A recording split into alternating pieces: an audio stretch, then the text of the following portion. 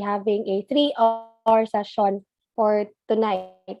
So I am encouraging everyone to please turn on your camera if you can, and if pwede lang, so that we can have a more participative and more encouraging session, because I can see you and you can see me. So before that, let me introduce myself. I am Nina Dominic Pinheiro, and I am your facilitator for tonight's review session. So I know that you will be taking the board exam this coming February, and I know that there's been a lot of things that you're going through right now. Maybe you're tired from work, or maybe you're tired from personal reasons, personal concerns, or whatever you've been through right now.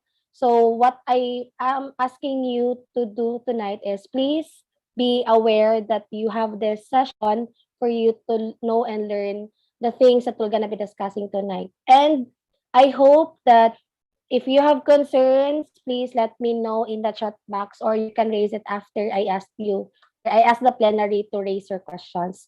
So again, I am Nina Dominic Pinheiro, and brief background of myself is I am currently teaching in Caraga State University. I'm one of the instructors there, and my previous job is I am working in the field being a social worker, working with individuals, group, and community. And currently also I am studying law. I'm a law student, and um, I've been to a lot of community works, group works, and case works when I was still practicing social work. I meant when I was still working in the field. So right now I'm in academ, so a lot of things has been also changing. Maybe before, ingan, these are the things that are being taught in school, and it differs from practice. But what is common is we have been guided by the ethics, methods, and principles of social work. So let me share my screen so that we can start. Can you confirm if you can see my screen? Yes po. Yes, Okay, ma'am. can you see it? All right. So now let me start with tonight's discussion. We have three things to do tonight. First is I will be discussing what is community education and community training in general. Second is I will give you an exam, a 50-item exam, and then after you took the exam, we will gonna process it and you're gonna answer it, and you can raise your questions, clarifications on the things that you have that you guys will wanted to ask. All right, so community education and community training is has been defined as we're done with our prayer now. But before that, let me share to you this saying that the happiest people I know are those who lost themselves in the service of others. According to Gordon Hinckley, we've been through a lot of things lately. We have this COVID, the new variant, the Omicron. We have this typhoon, especially those who are living in Mindanao. We've experienced typhoon. Maybe some of your places there is a hike on the gasoline, whatever. Basta a lot of things has been we're going through right now, but we still social workers, or you guys as a social future social workers, still in the pursuit of dealing with individuals, dealing those who are in need. So according to Gordon, that the happiest people he saw are those who lost themselves in the service of others. And temperature check. Maybe some of you right now are tired, some of you are happy, in love, sad, or whatever. So please always ask yourselves, no, especially you're gonna be taking board exam, there's a lot of pressure on you. Maybe it's your second time to take the exam, third time, or is it your first time? And then it is only you who will be the one who is rooting, or your family roots on you. So always ask yourselves and always check yourselves if what are the things that you are going through right now. It's always good to ask yourselves on how are you right now, because this will be your basis or whether to continue to take a rest, to pursue what you're doing, or maybe take a pause.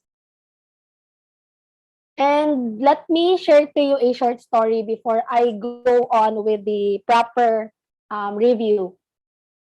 So there is an elephant, as you can see. There's an elephant being tied with a rope.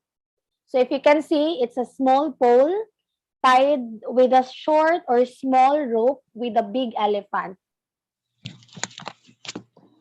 So as a man was passing the elephant, he suddenly stopped, confused by the fact that these huge creatures were being held by a small rope tied to their front legs. So as you can see again, big animal, big creature, small rope, and with a small pole. So as the man passed through, he got confused. Why is it so? Then no chains, no cages, and it was obvious that the elephants could at any time break away from their bands, but for some reason they did not. Someone is unmuted. Please, can you help me to unmute the participants who are unmuted? Sige, so that we can't disturb everyone. Let's be responsible with it, okay? So next is, he saw a trainer nearby and asked why these animals just stood there and made no attempt to get away with that rope. So, well, the trainer said, when they are very young and much smaller, we use the same size of rope to tie them, and that age, it's enough to hold them. As they grow up, they are conditioned to believe they cannot break away. They believe the rope can still hold them, so they never try to break free. So the man was amazed. These animals could at any time break free from their bands, but because they believed that they couldn't, they were stuck right where they were. Like the elephants, how many of us go through life changing and to a belief that we cannot do something simply because we failed at it once before. So the gist of the story is failure is part of learning. We should never give up the struggles in life. So not maybe failure, maybe some of you are tired, some of you are excited, some of you has this mixed emotion because board exam is a one thing that could change your life. One of the things that could change your life. Maybe this will be the basis whether you can find a decent job, or maybe if not, this will be your chance to your family to prove yourself or even to yourself. So the lesson for the story is always never give up on the struggles in life that you've been through. Okay, so are you ready?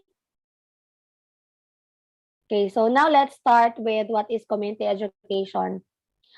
For those who are here right now, please take note, please listen, because if you haven't been going well on your 4-year journey being a social work student, the review time or your review session will be your time to focus on, or this will be your time to do your best because it is only a one time exam, and please make sure that you're gonna pass the exam. And I believe that you can, and I'm hoping that you can. Okay, so what is community education? Community education is a political tool for the enhancement of community development. So our government or the state, I'm pertaining to the government or the Philippine government, design a tool or design a thing na all of us should be developed. Meaning, not just the economy will develop, not just the social development will develop, but the entire community. Meaning, it doesn't include those who are rich, but also those who are poor. Community development talks about an increase or growth to our community. So community education is a tool, political tool for the enhancement of the community. And this focuses on all of the activities available to alleviate and promote sustainable development in the community. So when you hear about the word community education, this focuses on the promotion of the sustainable development that we are aiming. As I mentioned earlier, it's the government's duty to make the people or make its people comfortable, to make or give or provide the welfare. So that's one of the things or one of the channel the government is trying to enhance is the community, wherein all of us will going to experience, all of us will going to or we are all of us are in, 'di ba? all of us have the neighbors, all of us are in the community. Exemption if you are living alone, alone, literal alone, like you are living in an island that you alone itself exists. Pero I guess most of our clients are not, or most of our your future clients are living with the community.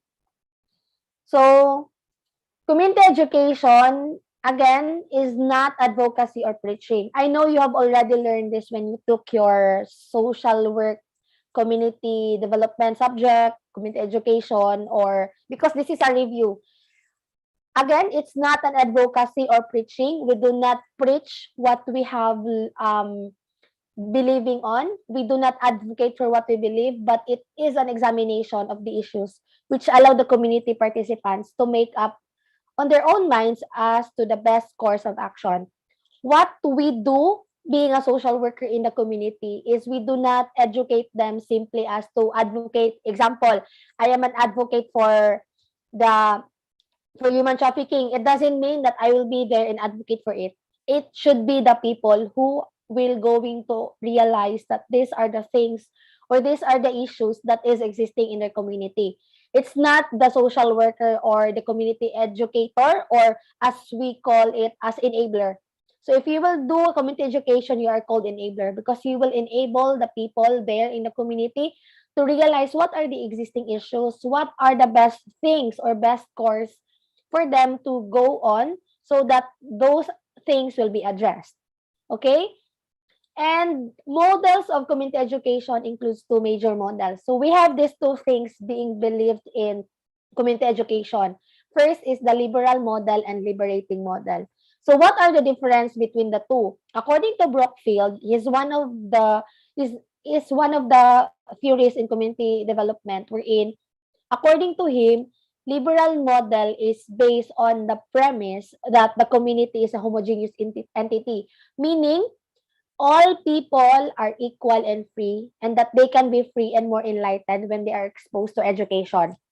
So liberal model in the sense that, as you if you have observed, our country or our government has this free education because the government believes that if we will all be educated, we will all be free from the poverty, we'll be free from the oppression, we'll be free from all the, most likely, the financial or economic problem. So that's why people are being believed that they are equal and free.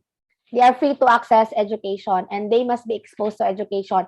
And the education here is meant not only those who are formal, ha. It doesn't only include the college education, the tertiary or the high school, but also this includes the vocational, the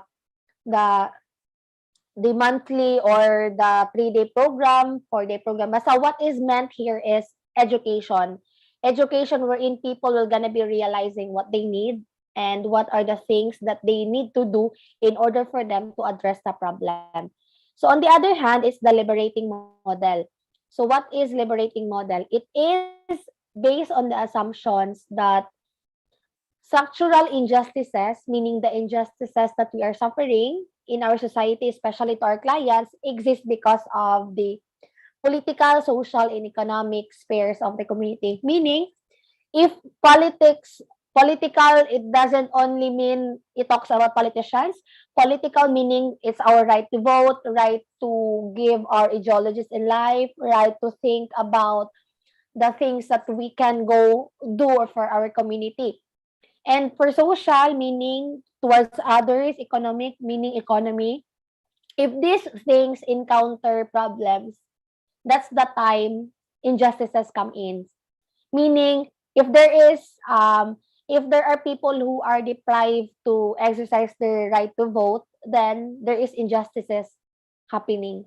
So if those things is really existing, there are injustices. That's why liberating model is the essence, where is a model wherein it is to raise the consciousness of members to take action and bring social and political change. Meaning, we have the freedom and we have the right to express what we believed on. Say, for instance, in the community where you are assigned, example, you are a social worker there, and then there is no road, road meaning there's no way going to the markets, going to the market, or going to the mountains to market. So what you're gonna do is to let the people realize what they need on their community so that it will be addressed through the social or political change. Meaning they can advocate for it, they can propose for it, um they can say to their kapitan or to the mayor that they have this problem. That's why it needs to be addressed. Because a farm to market road or a road problem is or must be addressed by the higher ups, meaning the people in the government. So how are these people in the government will gonna know if there's a problem if there will be no people who gonna move it to them, or there will be no people who gonna pass it to them, the problem. So that is the two concepts of the model, no? Liberal model meaning people are will be exposed to education so that they will gonna realize what they need, and all of us can access it. And for deliberating meaning we're gonna be raising consciousness to the people that they can bring or brought up the concerns to the concerned individuals. So, community education and social work. So, why is it that community education needs to be involved in the social work profession? Why is it, ma'am, na can we just have the school teachers or the DepEd teachers or the private teachers share it to our people, even if and not just relate it to social work profession? Can it be or could it be? The answer is yes, we can do it, but not all people are going to school. So that's why community education is being tied up to social work profession, because imagine our clients or the clientele group that we have are those who are living in far-flung areas. They haven't been or they have no access to education, formal education, and maybe there are people who have access education but they tend not to join or they tend not to be in school. So that's why we need to embrace them even if they don't want it, because again it's a mandate by our government to educate everyone and to let everyone be experiencing the welfare that they are aiming. So it's mandated by our constitution that people must live in a life wherein they felt comfortable, they felt that there is a protection coming from the state or coming from the government. So that's why they are being, again, community education is being tied up to social work, because social profession is a profession that deals with individuals, groups, and communities, and we help work with them with their social functioning. So what will happen to those communities who has no access to roads or access to lights or access to example to trainings, or example trainings meaning they are farmers and there is this free seminars for them to improve their farming style or farming skills. So that's why community education is being partnered with social work. Um, all right, so I'll gonna answer your question later, Jem. Just let's pin this later, okay? So now there is a two focus of social work or community education and social work in the context of community education. So first is this is a people focused development, because we cannot address the problem if, say for instance, I am the social worker in the field or I am the community worker. Problem will not be addressed if I myself will gonna decide on your end or the end of the community people.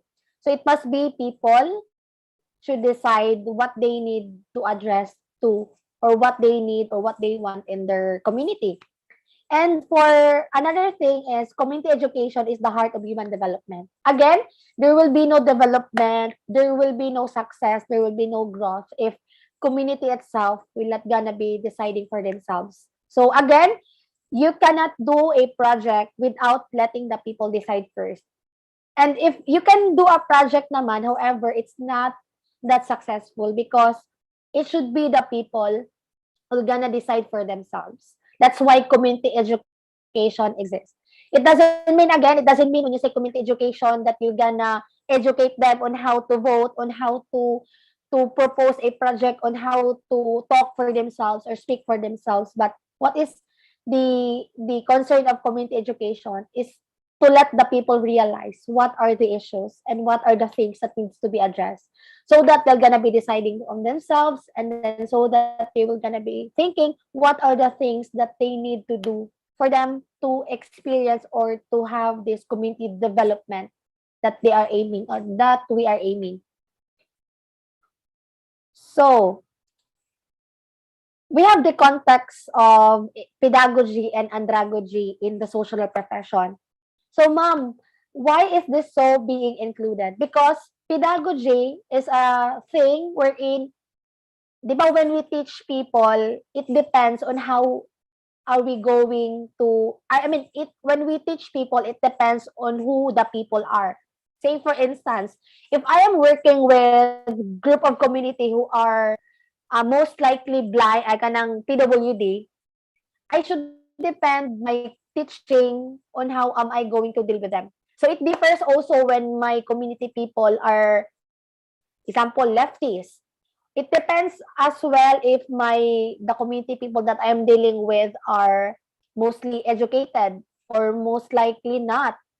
It depends also if my community people are, example, they are from tribal or they are from tribes. So again, it depends. So as when we say pedagogy and andragogy, it also differs with the age.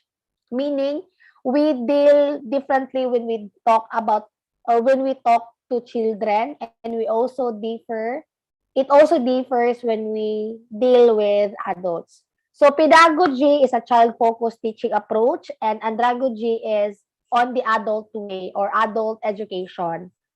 So let's focus on andragogy because most likely the community people that we're dealing with are adults. And then before I continue, I hope you know who are the adults, huh? Because maybe you're not aware that we have this category. Adults are with this age, kids are with this age, teenagers are in this age. So please be aware what are the differences, because on your human behavior part of the board exam, maybe that will be asked. So please be aware who are the adults, are who are the teenagers, who are the those categories. Okay, so principles of andragogy. According to Malcolm Knowles, on his theory about learning, adult learning, we have these 6 principles.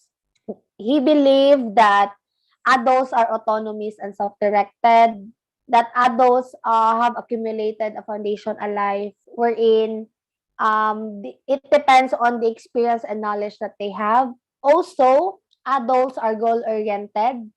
Adults are relevancy-oriented, practical, and need to be shown respect. So I believe that most of us that are here are adults, and you can agree with these principles as well, right? Because when you say adult, we have different way of thinking compared to those when we were still young. I am not saying adults are only 60s, 50s. Adults also include when you reach 18, right? So that are, or those are the earlier stage of being an adult. So first is autonomous and self-directed. So adults want to decide what they want to learn and how long they can learn and on what direction that they're gonna be dealing with, or the process of learning that they're gonna be taking. So why is this relevant to our topic tonight? Because when you do community education, these principles must be put into your minds. Because again, you cannot simply be there and teach these people or without believing them that they can do it. So it should be, do not forget that they are autonomous and self-directed. They wanted it nga, it must be effective, or it will be effective if they're gonna do the things through themselves, or maybe they will proceed on the things on their own pace. Meaning autonomous, you give them the freedom, you just tell them on what to do and they will do it on their own. Okay? And the next is accumulated a foundation of life experiences and knowledge, meaning The more or the people have reached the age of, or example, adults have much wider range of previous life experiences and previously acquired knowledge. The more the people goes, or the more the people whose age is higher, the more the wisdom that they have. Simply saying as wisdom goes with age. The more the people, but not, this is not true to all. However, most likely this is what is the reality. If the people reach the age of, say for instance, 60, they have more knowledge compared to adults who are still on their 20s or 30s, right?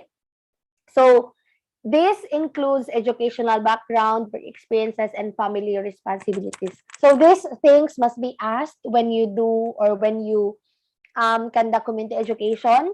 You must be aware about their educational background, the work experiences that they have, and maybe the family responsibilities. And another principle is adults are goal oriented. So they learn better when there is a connection between training goals and their own personal goals. They perceive the training as an aid to help them realize their goals. So example, you will be dealing with parents who are in the community, mga mothers. So if you're gonna give them training, or if you're gonna give them an intervention or help, say for instance, about um, farming, say for instance farming, and then most of them are mothers living at home, taking care of their child, the certain services or certain response or intervention that you give will not be effective, because again, it should be balanced on what are their experiences are. And then if compared to, you will gonna give them a training talking about how to cook food wherein they can sell it after they learn the training, or they learn the skills on how to cook the food that are presentable maybe. So maybe those aspect will be appreciated compared to the farming aspect, wherein the mothers are not most likely aware of, or they haven't deal it with most of their times being at home. So again, goal oriented, it will be effective if the goal that you are dealing with, or going or giving to them, are or can be relatable to their personal goals. And for the adults relevancy, it should be relevant to them. Again, as I kept on saying, it will not be effective if it's not relevant to them. In simply saying, the things that you're gonna be dealing with them, or the things that you're gonna be giving to them, should be relevant to themselves. Even not adults, even for children's, and even for those who are, yeah, even for children's, diba? If it's not relevant to them, they will find no interest on it.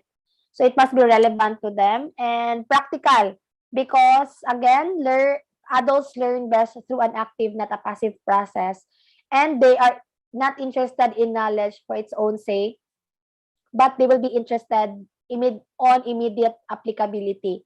So they are adults, they are practical, we are practical. If we will not benefit from it, we will not find or give interest on it. Okay? So last is the adults need to be shown respect. Respect meaning not just simply asking hi, hello, or saying good morning, good night. Respect meaning we believe on their inherent capacity. We believe that they can do it even if they haven't finished college or they haven't been to school. We believe on their capacity being being as they are. All right? And then we must acknowledge their maturity, wealth of knowledge and experiences, because they've been through different things.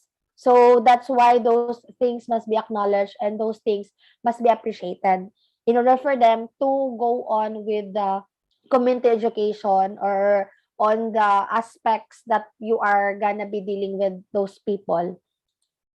So adults learn best when they understand why something is important. They have the freedom to learn on their own. Learning is experiential. The time is right for them to learn, and the process is positive and encouraging. So why are these again being included? Because as we go on with the community education, we must understand who our clients are. We must understand why is there a need for adults nga we need to respect them. Why is there a need for us to do something for them? We're in so that at the end of the session, at the end of your dealing with them, they will gonna appreciate it and they will gonna respond on the training or the education. So yeah, these are the things wherein adults learn the best way. And there are sources of motivation for adult learners.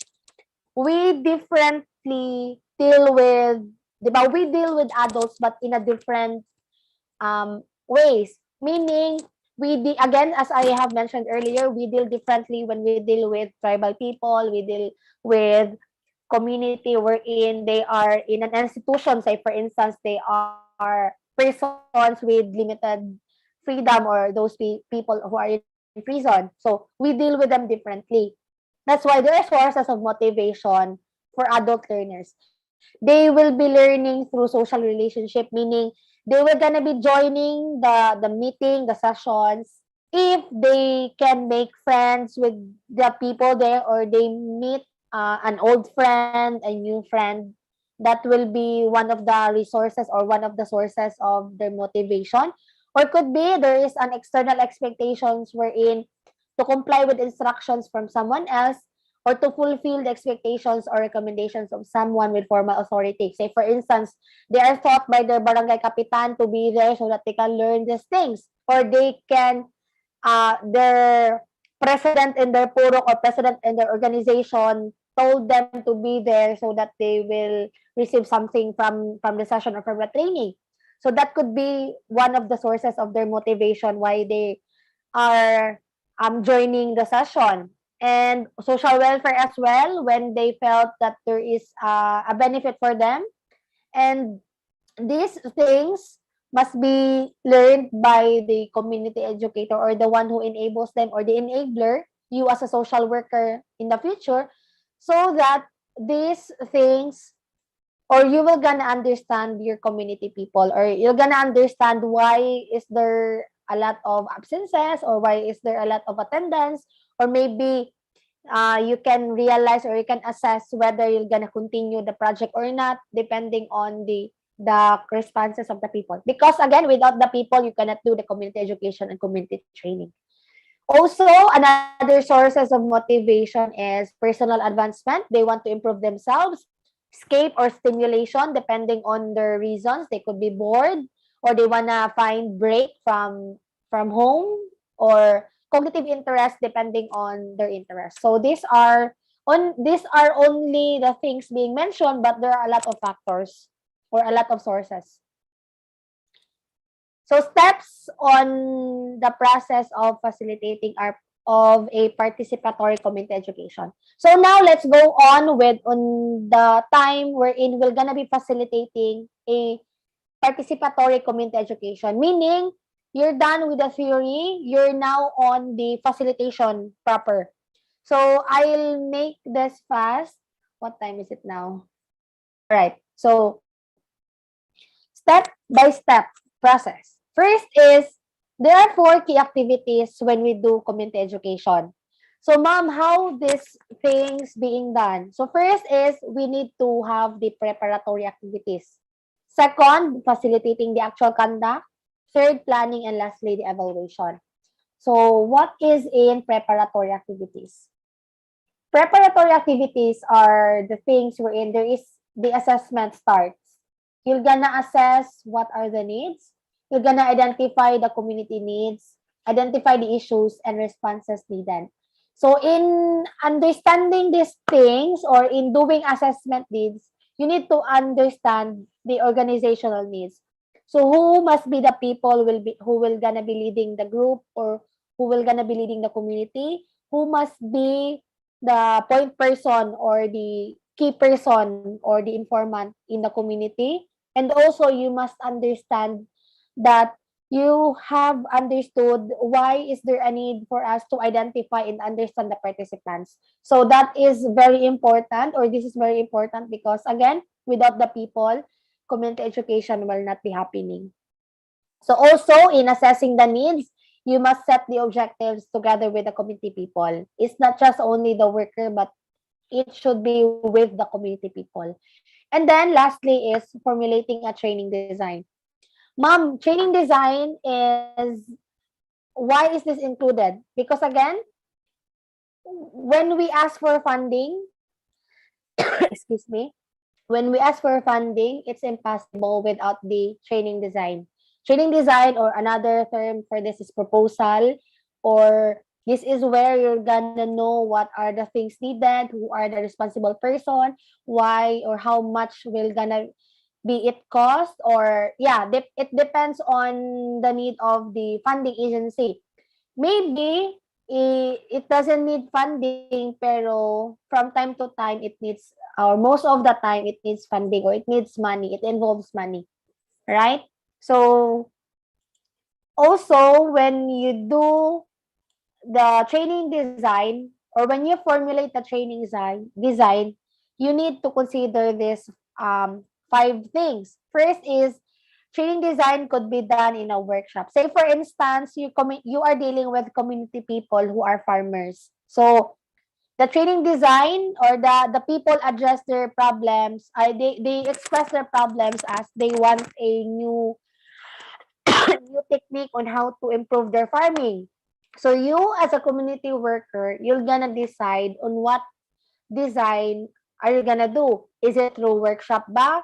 Is it through field trip? Or is it through Lakbay Aral, action projects, drama festival, and other formats?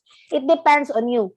Ma'am, question, can we mix it up? Like, can we have the workshop at the same time? Can we do the field trip? The answer is yes. You can do mix up. But make sure that this, excuse me, make sure that these things must be in a proper setup. Meaning, if you do workshop, maybe one day, and then on the second day, you're gonna do the Lakbay Aral for them to be exposed on the things that you're talking to. Diba? People can learn more if it's experiential, meaning they can personally experience what you are talking about. Okay? So, we'll discuss each of this, like few backgrounds lang of this, because I am aware that you have already done with this when you have your 4 years in college or in social work course. So workshop, it's a highly recommended for community and environmental education because of their intensity and emphasis on problem solving. I don't know if you have been to a workshop, but workshop most likely happens like you have the problem, you have the issue, you itself will gonna solve it, or you together with the people. So maybe there's a way of workshop. It's a like you're gonna sit together, address the problem, and then you will gonna arrange everything. You will gonna ordain everything on how are you going to answer the problem or solve the problem. So that is workshop works. Excuse me. Field trips or lakbay aral.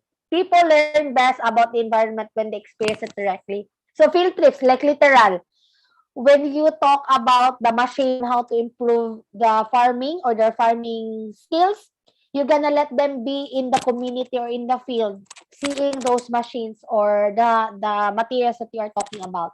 Like you were gonna let them experience it personally. Or example, if they are raising goats, no, mga kambing, and then the kambing with example, there's a farm who is raising kambing, and then the kambing, and then your workshop is, or the problem is, they want to improve, this community A wants to improve their kambing raising or goat raising. So the community B has this techniques already. What you're gonna do through Lakbay Aral field trip, you're gonna let the people in the community A experience what is in community B, so that they're gonna see on themselves what are the strategies or techniques that they're doing in order for them to have this goat racing to be effective. All right. So action projects, it's most likely tree planting, cleanup drive. Say for instance, in the community, there's a lot of drought or a lot of landslide. So what you're gonna do is you're gonna do action projects. Could be a tree planting, cleanup drive, coastal cleanup drive, depending on the design. So it is an effective tool to help participants learn more about the environment, community while they participate in a stewardship activity. So class, if you do this, especially on your field aspect or methods, or even, yeah, most likely these things will gonna come up with your social work methods or with the field na aspect or questions in the board exam. You're gonna always bear in mind what are the concepts. And then as to the application, you on yourselves are gonna decide on how to apply it so that you can answer perfectly the board exam questions. Okay? So drama and festivals, these are the creative opportunity using theater wherein it's very effective in sharing their environmental or community education messages. Meaning, it could be through a drama, festival, depending on the training design that you are or depending on the problem. But most likely, this is seldomly done. However, it's done. Example, they have the tradition about their palay. They are planting palay or planting the palay or the rice, and then they have this festival to honor the palay god or whoever it is. So yeah, it depends on the problem that you are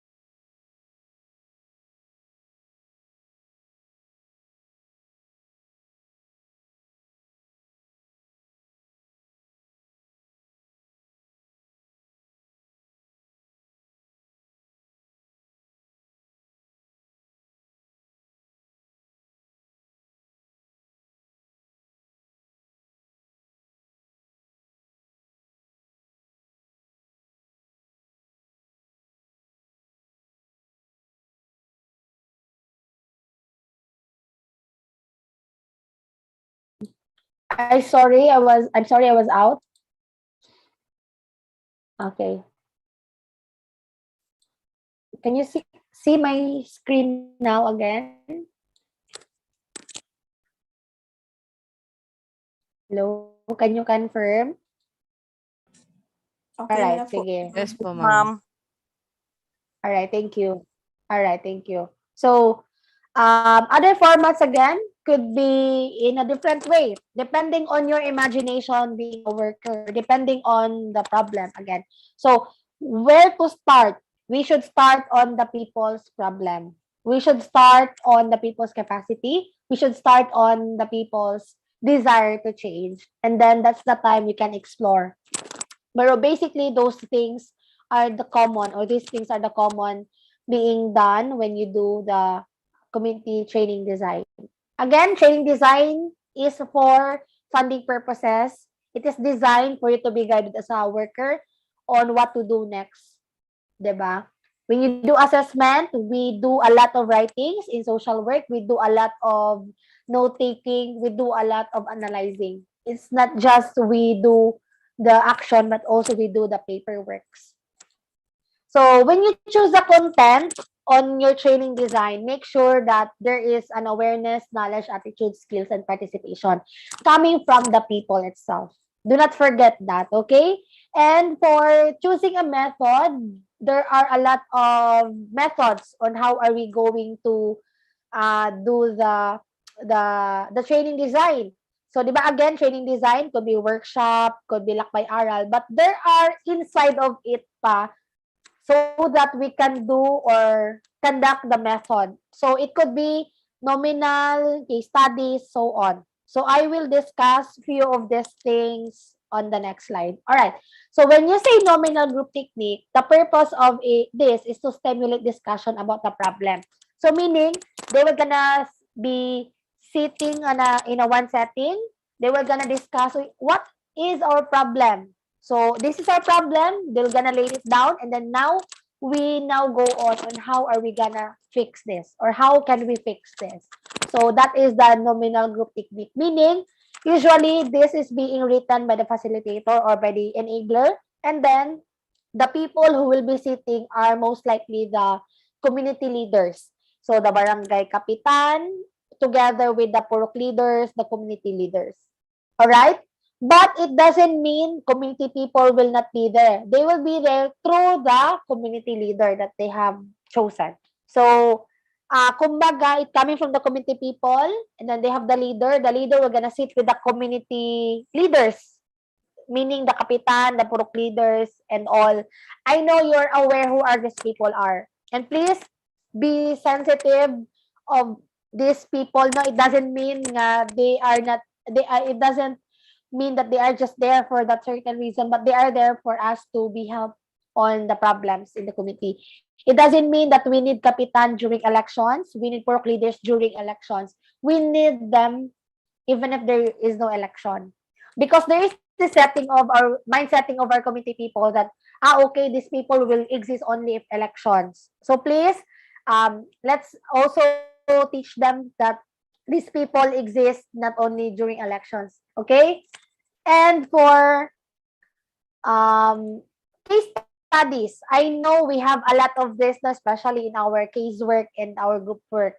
So case studies is a process which helps a group identify problems and solutions. So basic, very common that we do brainstorming, then vote, then decide which issue is the priority. Say for instance, the group of community people is gathered together and they have laid down all the issues. Say for instance, they have that 10 issues in their community, then they will gonna brainstorm and decide which problems should be prioritized, because again, not all of the problems will be addressed immediately, or they will gonna be not be addressed like altogether. Siguro 2 of them, 3 of them, but not um all of them. It will be eventually addressed. So brainstorming, then vote to decide which is the priority. And next is the role playing. So role playing is designed by facilitator, meaning example, the community people cannot recognize what is their problem. So the facilitator or the enabler could do a role playing. He or she will gonna give a scenario, and then the scenario will be conducted by the community people. And then through that, people will gonna realize, oh, okay, this is a problem. This is really the pressing problem that we need to address. All right. So this is an effective tool for understanding the complexity of the community issues for participatory action. Again, because people sometimes cannot understand or cannot really think or reflect what is really the issue. Because when we go to the community, we do assessment, even if without talking to them, we do assessment. Then the moment we talk to them, our assessment will be kumbaga, it will be added, the information on our assessment will be adding or will be added, so that the assessment that we do in the community, we will gonna use it for us to really we're really gonna let them realize what is really the need. We do sometimes call it manipulation. However, it's not that the term, the manipulation, but it's on the brighter side of it. Pero again, we let them realize through the things, through the role playing. So this is an effective tool.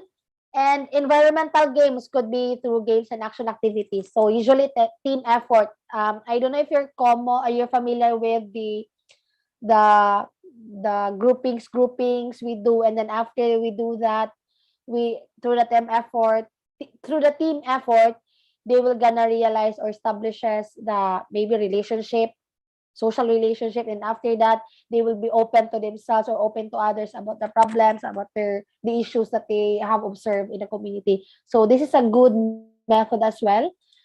Creative arts, it could be artistic expression. Maybe you will gonna let them, especially these are common for youth na members of the community, they will gonna be expressing themselves to artistic way, artistic expression, and after that they will gonna realize the problem after, or they gonna express themselves through the art that they have been doing. And then small group discussion or study circle, this is also common. You're gonna group them into a groups, and then after that, they will gonna talk about the problems or issues, and after that, they're gonna open it to everyone, and after that, everyone is gonna decide on which problem that needs to be addressed or prioritized. Again, this is not only limited for the identification of problem, but this is also included, or it will also be applicable for those or in the times wherein you're gonna decide na on what to do with the community. Sorry. So slide and video presentation. I know you're aware what is this. To review and to summarize everything, these are the things that I am talking about. So when you formulate a training design, you can do it through workshop, field trip, action projects, or drama. Then after that, you're gonna decide on what method are you gonna deliver it. So it could be a minimal group technique, case study, role playing, games, video presentation, and so on. And after that, we have another assessment tools, additional community education tools during assessment phase that can we use. We can use the socioeconomic ranking wherein we're gonna rank who are the poorest in this community, who needs more help financially or socioeconomically. Problem ranking meaning you have the 10 problems and you're gonna rank which must prioritize. The SWOT analysis or the strength, weaknesses, opportunity, and threats rank analysis. You're gonna analyze what are the strengths of the community, what are the weaknesses, the opportunities, and threats. The stakeholder analysis, you're gonna analyze who can help the community. Meaning, we have the problem. So the question now is who will gonna help us deal with the problem. So it could be the the company existing, the institution existing, the people itself, or it could be the programs of the government. No, depende. Also, identification of key informants. So you're gonna know who are the key informants, who are the people who can help you dealing with the problem, or who can help you or who can help you analyze what are the problems together with the community people. Because this is how is the things works class. In our community or in our country, we have a lot of interventions and services, right? I know you're aware that we have in the SWD, we have a lot of interventions in DOLE, in agriculture's office, depende. Basta we have a lot of it. However, the question always goes like this. Are these services really effective? Are these things really address the needs of the people? Because a lot of interventions are being given to the community already. But why is the problem kept on occurring? Why is the problem kept on going back?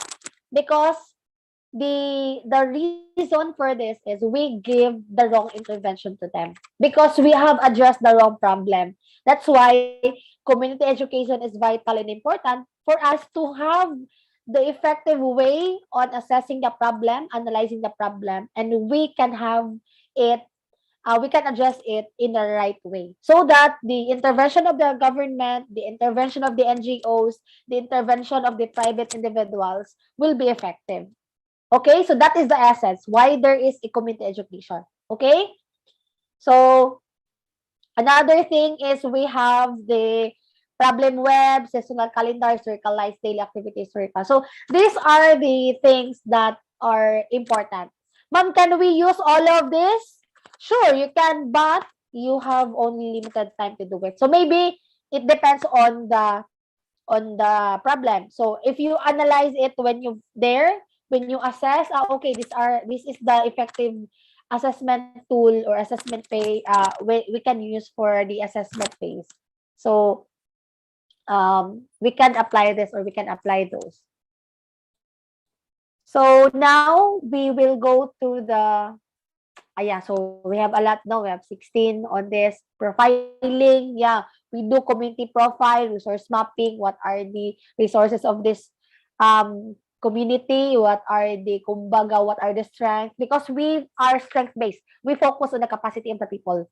Okay, and then we have the evaluation, the last part. Evaluation meaning this is the final and important stage. It's also the critical part of learning program because in the evaluation, you will gonna know whether you have been able to successfully conducted the intervention or whether you have achieved your goal as a facilitator. You do evaluation because you wanted to know whether it's effective or not. Simply saying as that. You cannot do evaluation in the beginning, but you will do it at the end of the every process. it's also applicable not just for community education or for community works, but it is also applicable when you do casework, group work, and all of the methods, even on the secondary methods, which is the research, right? So again, evaluation must always be included. An intervention will not be complete without the evaluation. And then sometimes we do the monitoring afterwards. But this is the final stage and the most important stage. Do not forget about this. Okay? Surely this will come up in your board exam.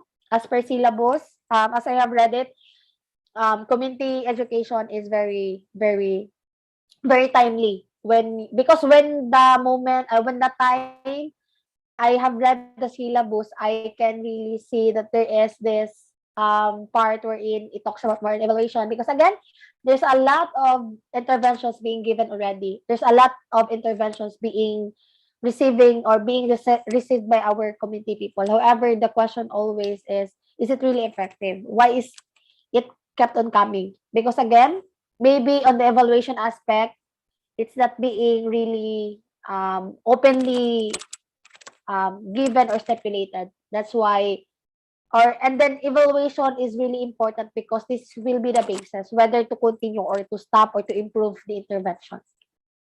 So in observation, or I mean in evaluation, you must do the following. Observation, it can be in through observation, huh? Evaluation doesn't only mean we can have the written forms and then after that we're done. It can be done through observation. It can be done through interviewing. It can, yes, as I have said, the evaluation forms, diaries, and audits. So these are the things that is being highlighted. But again, we can do the things in a mixed way. We can do audits at the same time observation. We can do evaluation for at the same time interviewing. So what is important in evaluation is that this will be the basis again, whether to continue the intervention or not, whether to continue the education or training or not, or whether your community education is effective or not. Okay? So, yeah, before we'll go to the test, I will provide the link on the chat box. I want to share to you this technique, the Pomodoro technique, because maybe some of you has a trouble focusing on, especially you have only a few weeks left for your board exam. It's a technique. Try to watch it on YouTube. It's few minutes lang naman ito, and then you will gonna have your time, like example, 25 minutes focus on studying, and after that 5 minutes break, and after that 25 minutes straight on studying, so that you can focus really on your board exam review or your board exam preparation. Because again, if you did not do well during your 4 years in college, please do well during your review. Because it doesn't mean you do review, all of the things that we are discussing will go out or will come out in the board exam. What is being taught on you during review is that you will be mastered on how to answer a certain questions with a time. Say for instance, you're gonna learn answering one question with only 30 seconds. Then after that, another question na naman. Because again, in the board exam, it's a time pressured. You will have you will no longer have the ample time to think and analyze. What you can do there is to read, think, and then answer. After that, do it again. Okay? So, I will address the questions, and then after that, we'll go on with the test or the exam. Okay. All right. Wait. OMG. Okay. Saan area po pumapasok community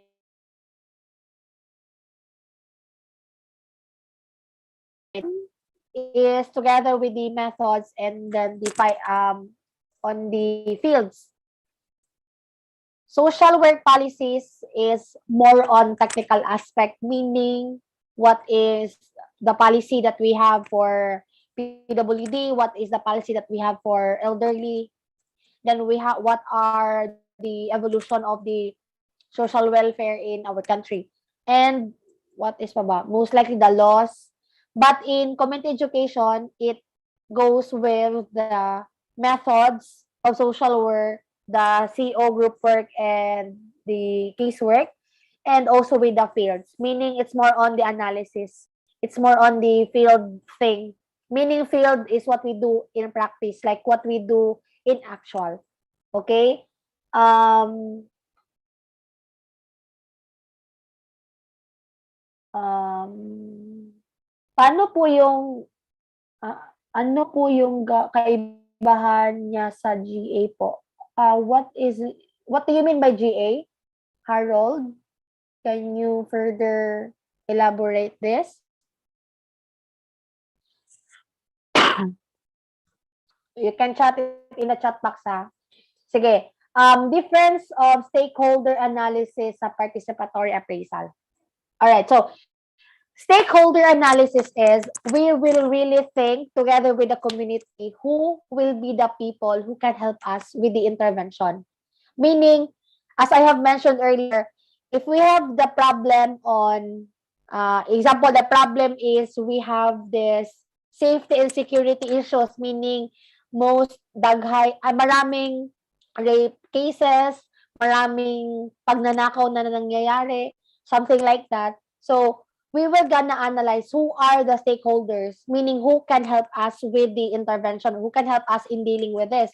So, we're gonna think that we have the PNP, we'll think we're gonna have this, the barangay people, the tanods that we can have this, in our home, we can provide our own security, meaning we can we can secure ourselves or our family during night or during daytime, depende. Basta what is meant by stakeholders are who will be the people who can help us with the intervention. And it's different from stockholders. Stockholders are in the business side, wherein these are the people who give shares or who give the funding in the institution or the business. But stakeholders is one who can address or who can help us address the problem. And participatory appraisal, this talks on the participation of the people.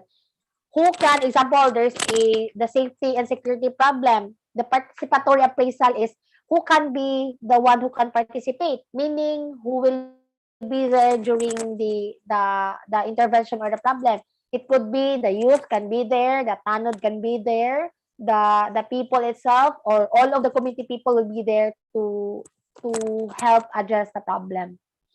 So, ano to? Yung group technique po kanina. Alright, what is GA? The GA thing, like, what do you meant by GA? Ano po yung kaibahan niya sa GA po? Yeah, yung GA, General Assembly, what do you mean by that? Do you mean by that? Okay. So, General Assembly. So, most likely, General Assembly is a general term, meaning, even if you are not doing, example, we are students, you are my students, and then you are part of the university or the school, we can do the General Assembly. I can let you all be there and then attend the meeting. So, what is different from when you do community education or community training is, we can call it General Assembly or barangay meeting, whatever we call it. Basta what is important is we can let the people be there and gather and express what they need. So, most likely, the problems in the community can be addressed through General Assembly, meaning we coordinated it with the barangay people, and then we let the barangay people announce that we have the General Assembly, and then during the General Assembly, we will discuss what are the problems, and then after that, we're gonna prioritize, and then address. So, yeah, General Assembly is the term only for the general meetings or for the meeting wherein there will be a lot of people be joining. Okay, so questions.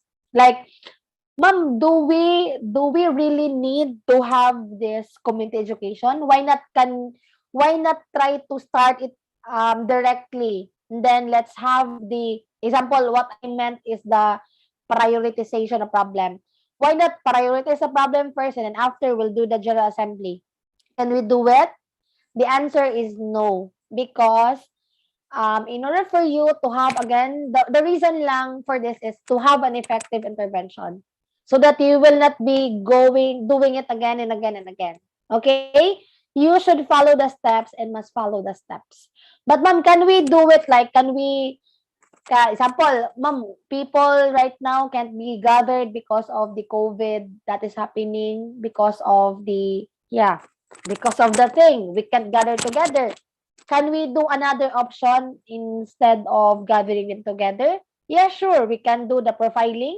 Like you can be there like in their houses. Pero it's tasking on the end of the community educator or the one who to the one who do the profiling. But again, it's not only the task of the community facilitator or you as a social worker, it is the task of everyone. You can mobilize, di ba, in the community organization subject that you have, we do mobilization, not just the resources, but also the people, because they are our resources. People are our resources. So we can mobilize them, we can let them do the profiling, and after that, together with the community leaders, you're gonna analyze the things, and after analyzing the things, you can go on with your another step.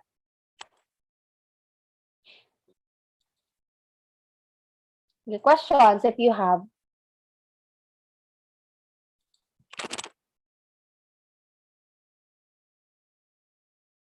Okay, we will now proceed to the exam, 50-item exam, and I will give you 40 minutes to answer it. After 40 minutes, I will gonna end the quiz or the exam. Sige, I have sent. You can start at 12, I know, 9, 7:15. It's now 7:13. Can you see the link on the chat? Again, please be honest. It doesn't matter if you got the perfect score but you cheated. What matters most is you will be able to assess yourself whether you can do it or not. But I really believe that you have gone this far and you can do it. So please be honest. If your score is lesser than you expect, please be honest so that we can really assess you. We are here to help you with your review.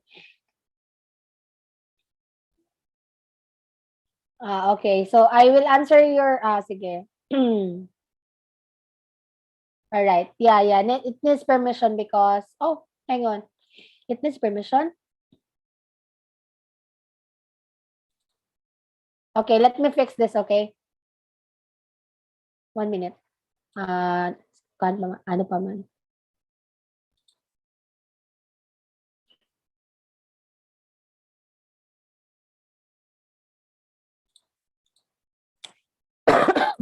Control.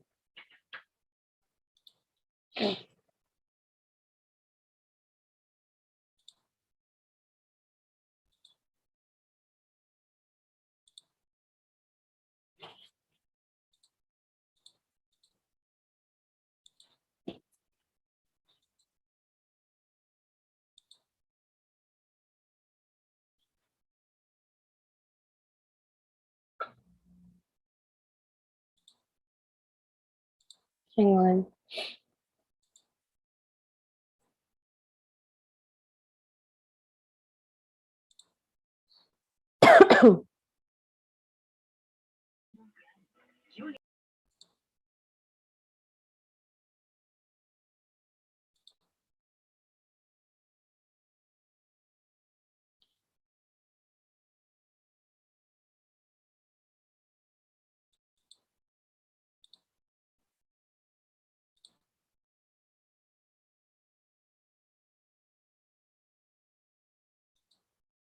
Can you try it now again? We'll start at 7:16 or 7:17 na lang if you can access it now.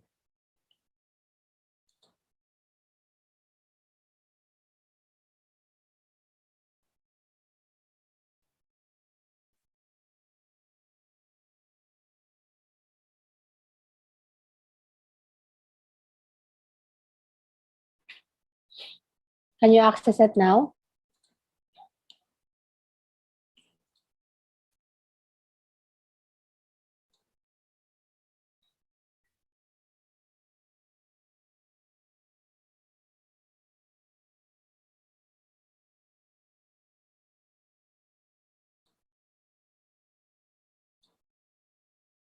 All right.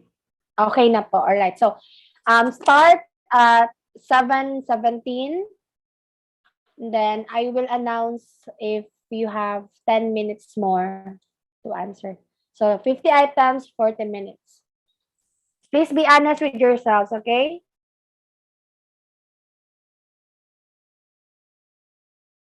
I will answer your question later. The one who asked me, okay, in the about the discussion.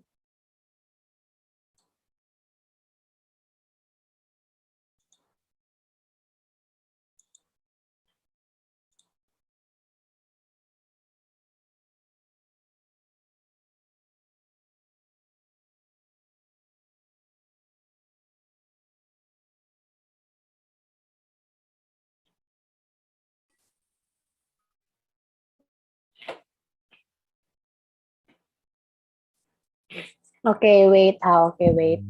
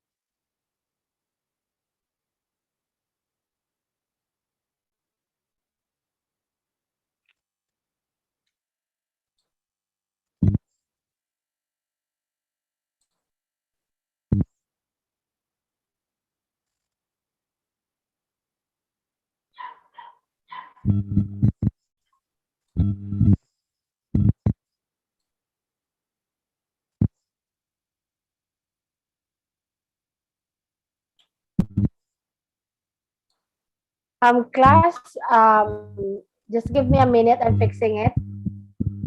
Okay.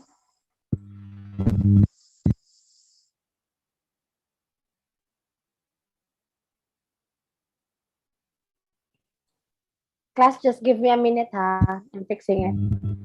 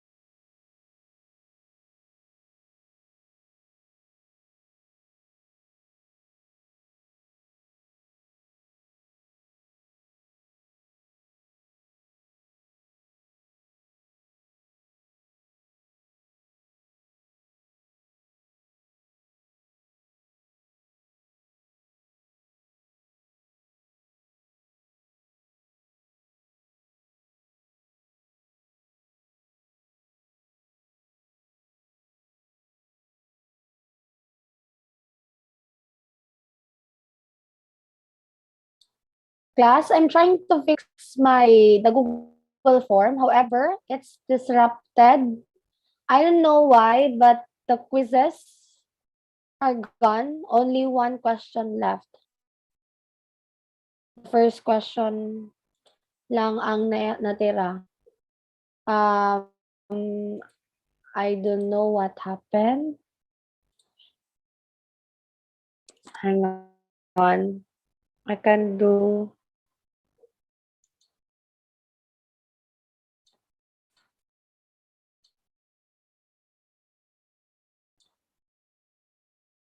Then I have no backup on this.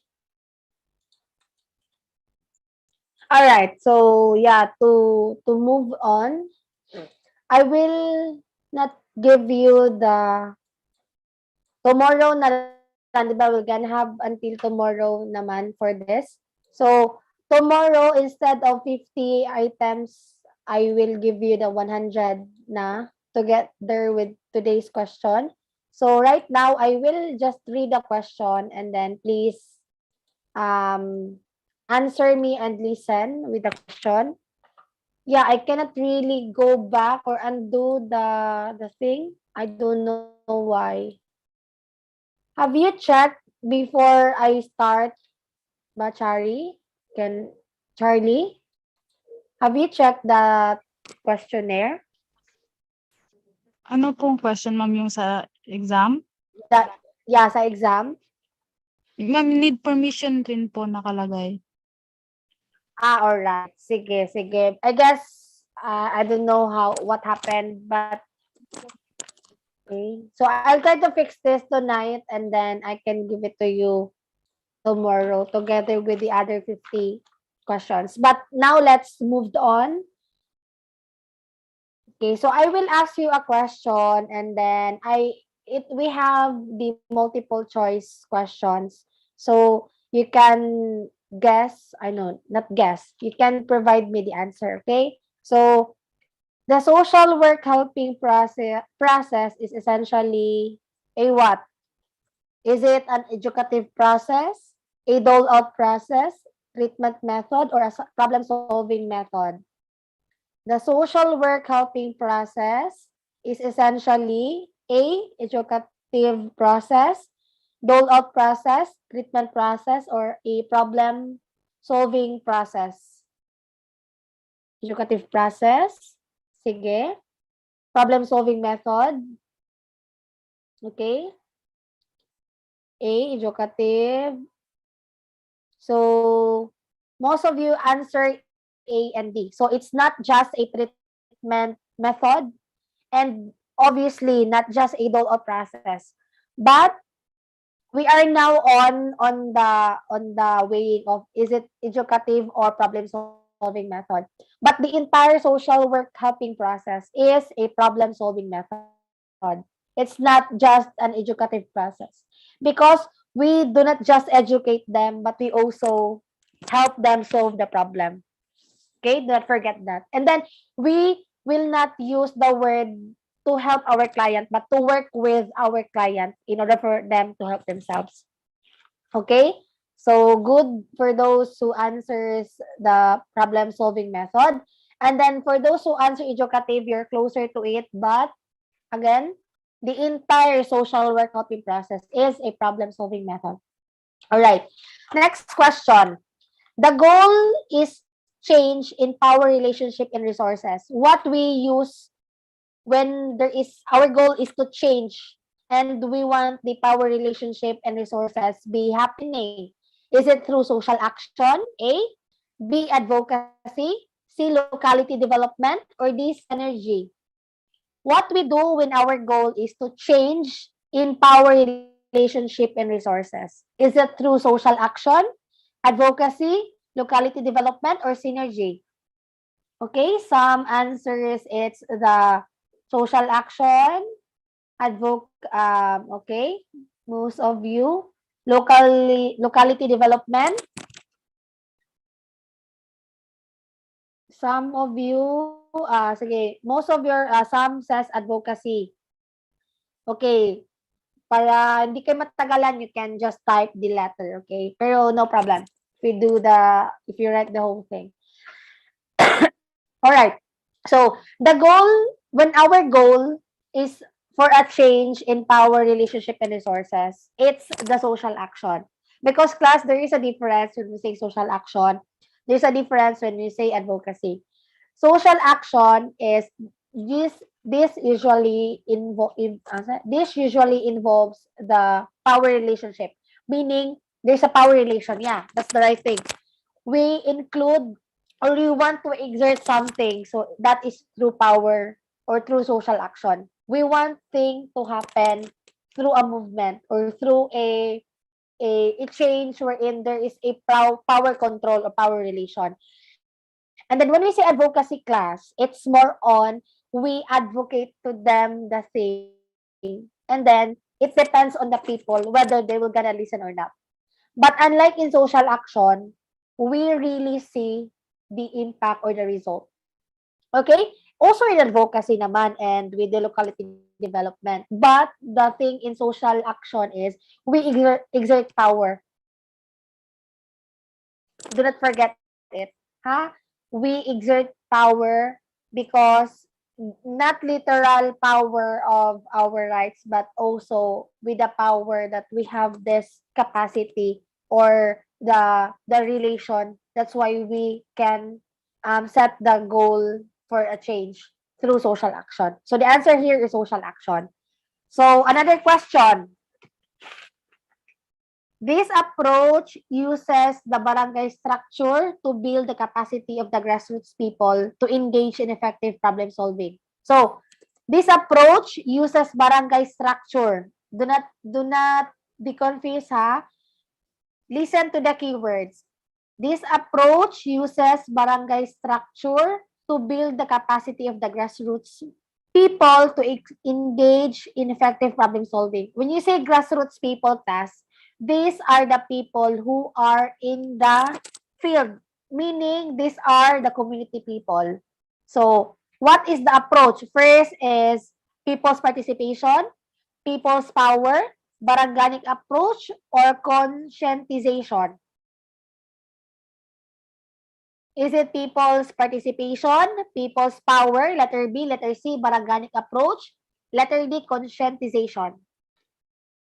Some of you answers it's barangganic approach. Some of you answers people's participation. Some of you answers conscientization. But the answer here, class, is barangganic approach.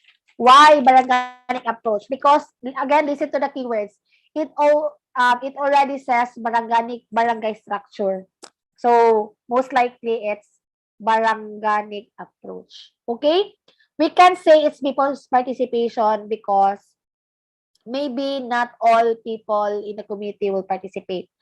Unlike with the questions that goes like that this is an approach that uses barangay structure, meaning it's close to barangganic approach. Okay? So number 4, 3 models of CO or community organization can be applied simultaneously in addressing community problems. Is it true or false? 3 models of CO can be applied simultaneously in addressing community problem. So what are the 3 models of CO? Community development, community organizing. So, is it true or false? The answer is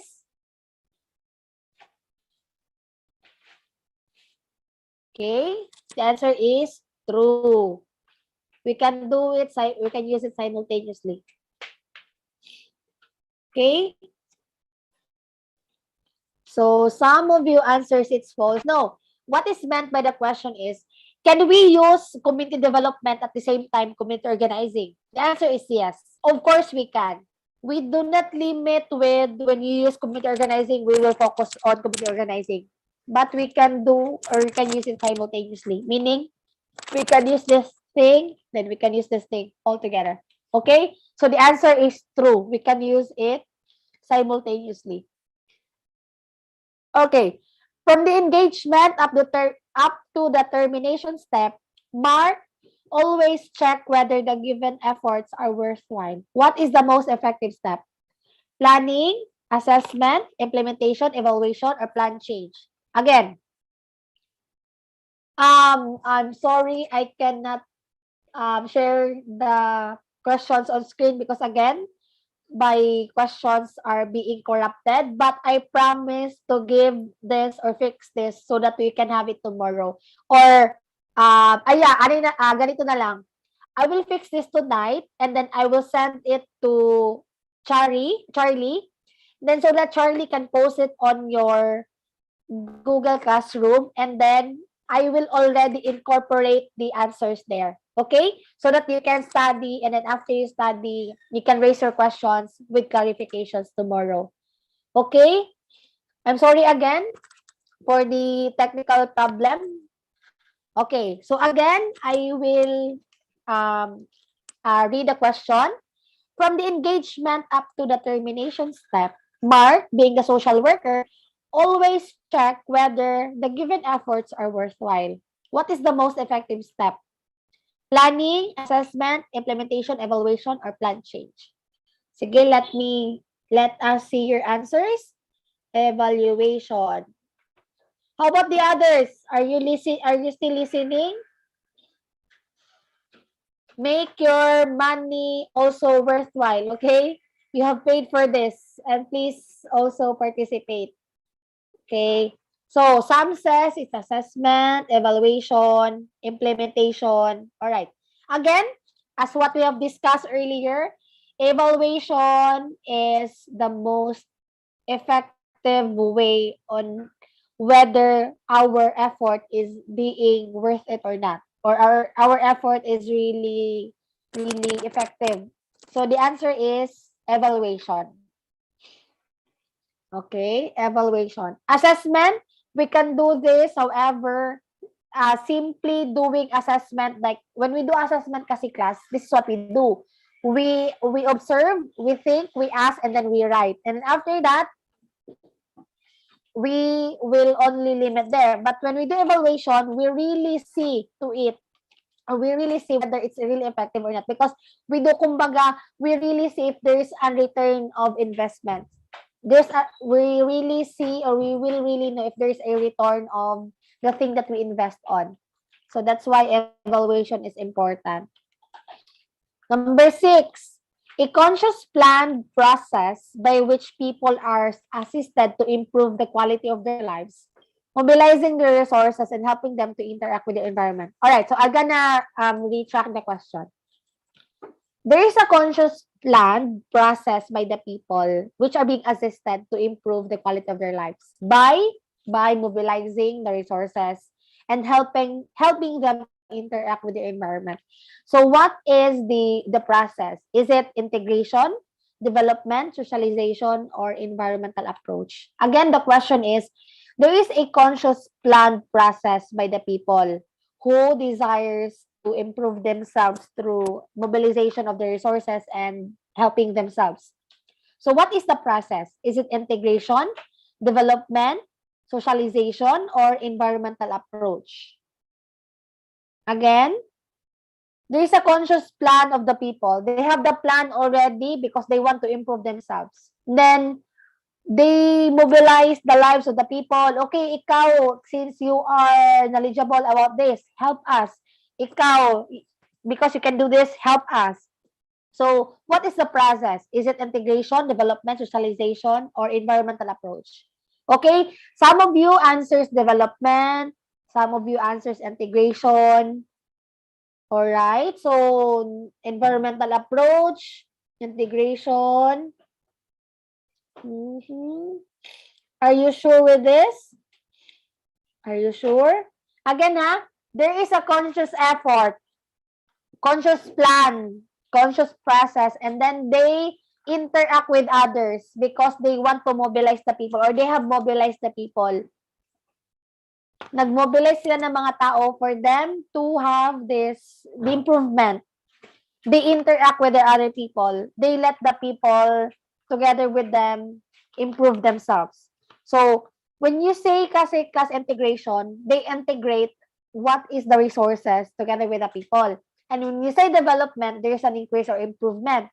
And when you say socialization, there is mobilization that is involved, meaning you interact with them, you socialize with them, and you have mobilized. Not just interact, but also mobilize. Meaning, you tap the people or you say to the people na, hey, people, let's do this so that we can improve ourselves or do the change that we are aiming for.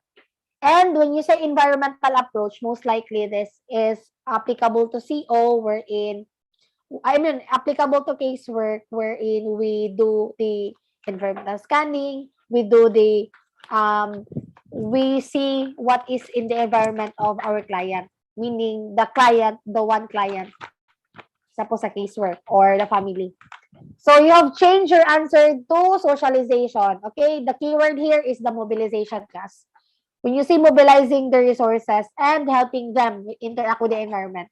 So the answer is socialization. Okay? Class, please always take note with the keywords. If you are not sure with your answers, always go on with the keywords.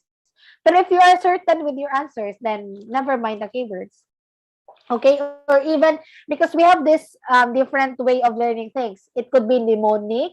It could be the keywords, or it could be listening, it could be reading, diba? We have that certain kind of learning strategies man or techniques that is applicable sa ating mga sarili. So, if you're not certain, again, if you are not sure, always go on or look to the keywords. Pero if you are sure, then answer directly. Alright? So, next question. It is appropriately associated with activism in other forms of group dissent or dissatisfaction. The answer is, the question is, it is appropriately associated with activism and other forms of group dissent or dissatisfaction. Meaning, this event daw is most likely associated with activism and other forms of dissent or dissatisfaction. When we say dissent, we disagree. We tend not to agree with the majority. So, wow, rebellion, big word. Again, rebellion is against the law. We do not encourage this to our participants, okay? To our clients. So, let me give you the social work, the necessary social work action. Is it social action, social planning, the community organizing, community development, or social protest? Alright, sige. Try to answer. Alright? Again,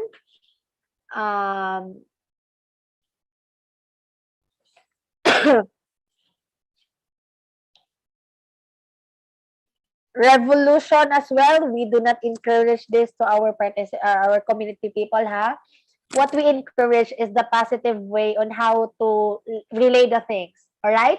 So again, some of you answer social actions. Okay, let's define each of this. The correct answer is social protest. Social action is, diba, we desire for a change.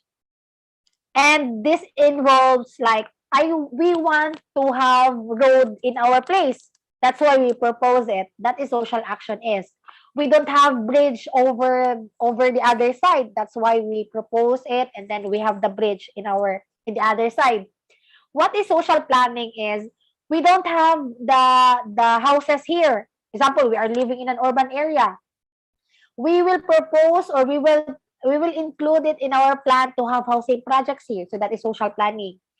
CO, community organizing, is what we do with the mobilization and all. Community development is what we already have, however, we want to develop it. That is community development. And social protest, which is the correct answer, is this involves activism. Meaning, we dissent on what is, example, these community people disagree with the installation of the irrigation in their place. Example, they were gonna be having the irrigation without the palayan. So they dissent it, or they dissent it nga, oh, we do not need that. That's why we will do the social protest, so that certain irrigation will be removed. So that is social protest is. There is an activism, there is dissatisfaction, there is a dissent. meaning you disagree. All right? So, the difference of social protest and people's power here is here. Social protest is what the social workers do. We listen to the people's dissenting opinion, or we listen to the people's disagreement over the things. But it is in a correct manner, meaning right way. People's power is what we do if we do not agree with the laws in our country. Say for instance, but this is the last resort, ha. Just like what happened during the February 25 EDSA revolution. That's why that is being discouraged, because we disagree on the certain laws or policy. Because that happened, the EDSA revolution happened because during the President Marcos reign, or during the presidency of President Marcos, it has been always extended, meaning he started during 1970s and then continues. But during 1987, it was being stopped through people's power, or the EDSA revolution, or the revolution through people's power, because the people itself um, protested that that must be stopped. But most likely the reason for it is they want, or they do not like the law, because there is the law or the presidential order or executive order that he will still continue his presidency. That's why people power comes in. When you say social protest, it's more on, we dissent on the opinion or on the projects being implemented. Against, based on my example, there is an irrigation, or there is a company or mining institution being that will be planted in your place, or that will be installed in your place, and then you want to protest it, that you don't like it. So that is where, yeah, the power plant, so those things, the ano pa ba, yeah, the things that you don't want to be in your place. Say for instance, the mining, which is very common. Difference between protest and rebellion. Rebellion is another thing. Again, rebellion is a movement, and it's being discouraged. It's being discouraged because it's a criminal offense. You'll be sanctioned for this if you were gonna do rebellion, meaning you go against the government and then you advocate for it to other people. That's why rebels, or the leftists, the so-called leftists, they are doing the rebellion. They advocate that the government is wrong, that they advocate that government lacks, and yeah. So that is not being done with with the country. So rally is another thing. When you say rally, we also protest. However, in a right way. Rally cannot be done without the permit. It must have the permit to do the rally.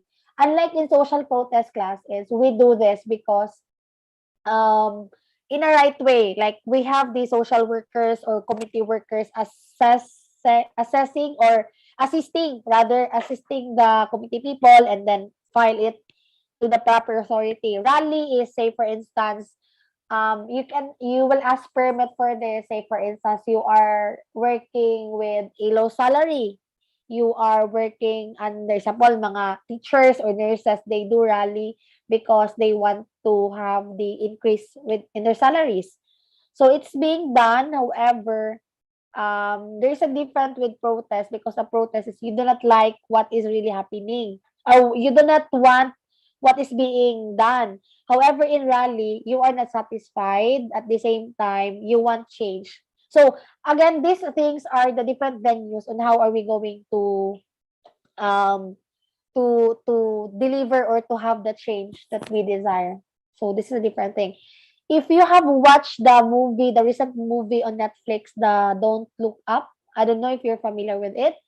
Diba? The short, or the gist of the movie is, I will just spoil, the gist of the story is, the people, instead the government do the the planning, and then because the government does haven't listened to the people, or to the astronomologists, basta to those astronomers, what they do is they do the protest through social media. They let the people know that there will be a star, a shooting star, or something that will be going to the earth, something like that. But so what is important when you do social advocacy or do social protest is we do it in a social work way. Huh? We do not encourage people to do the revolution, the rally.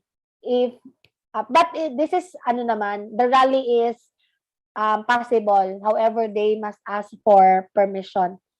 Like most one of the famous rally being done is the people in Bukidnon. They really walk from Bukidnon to Manila just to rally their rights towards their lands, because there is this law, the agrarian reform law, wherein people must be landless people or tenants must be given lands. And then because of the thing that they haven't received the land that they are aiming for, they do the rally.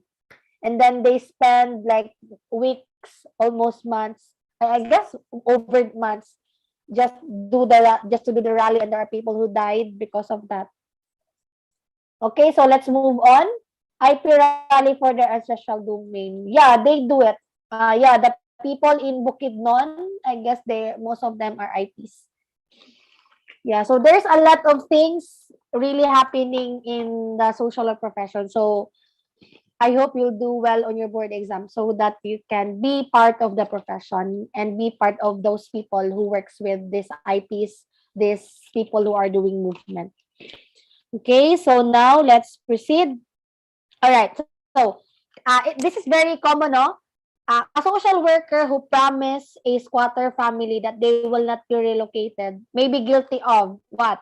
So there's a social worker who promises a squatter family that they will not be relocated is guilty of A, being too generous, B, giving false assurance, C, violating confidentiality, and D, manipulation. Again, the question is, there is a social worker who promises a squatter family that they will not be relocated is guilty of being too generous, B, giving false assurance, C, violating confidentiality, and D, manipulation. So what do you think is the answer? Okay, I guess you're right with this, and I hope you're all right, no? Nga, the answer is giving false assurance. We cannot promise and give promise to our participants or our clients that they will not be relocated, that they will receive this and that they will not be harmed by this or that. What we must do is to not give false assurance. Okay? Is social protest and another form of social action? Yes, social protest is another form of social action.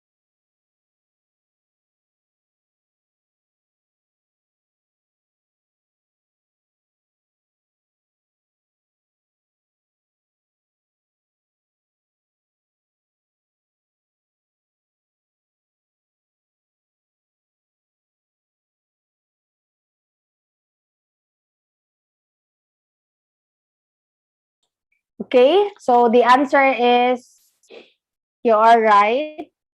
Yeah, nawala ko. Yeah, I disappeared, but I'm back. I'm sorry because here in Mindanao we are experiencing power interruption. I mean, the interconnection is being slowed due to the Typhoon Odette. And all right, so the answer is B, giving false assurance. That must not be done. Okay, next question. Carrying understanding of a problems to a deeper level. So, a social worker carries understanding of a problem to a deeper level. The answer is, the choices are insight development, B, reflection, C, acceptance, D, problem solving. The question is, the social worker carries or understands the problem to a deeper level. What is the answer? Insight development, reflection, acceptance, problem solving? Acceptance. Okay, you answer acceptance. Are you sure? Again, the question is, the social worker carries or carrying understanding of a problem to a deeper level, meaning the social worker really understands the problem. That's why he brings it to a deeper level. Insight development, reflection, acceptance, or problem solving. Insight development, reflection, acceptance, problem solving. All right, sige. It's a mixed answer, no? You have answered B, C, A, B. Okay. So the answer here is insight development. Definitely not acceptance, because when you say acceptance class, it's on accepting who is our client, what is the situation. And that must not be the answer. Problem solving, not again, because the question goes like this. Carrying understanding of a problem to a deeper level. Meaning, just what is the common statement that we hear is he really understood the assignment. Like what Catriona Gray has right now on her social media. I don't know if you have seen it. The people commenting that she really understand her assignment, something like that. So in the context of social work, this is the question, that the social worker really understand the problem or the happening of the problem. That's why he really bring it to a deeper level.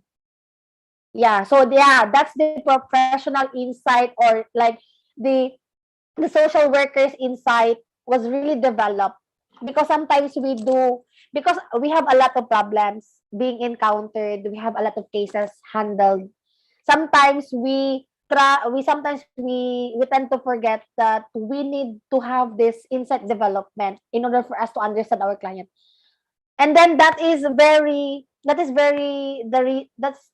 reason why we need more social workers in the profession, because we lack manpower in dealing with our clients. Imagine if you are working with, example, you are working with the 4-piece beneficiaries. I don't know if you have, I know you're all aware with who are the Pantawid Pamilya Pilipino program participants or beneficiaries.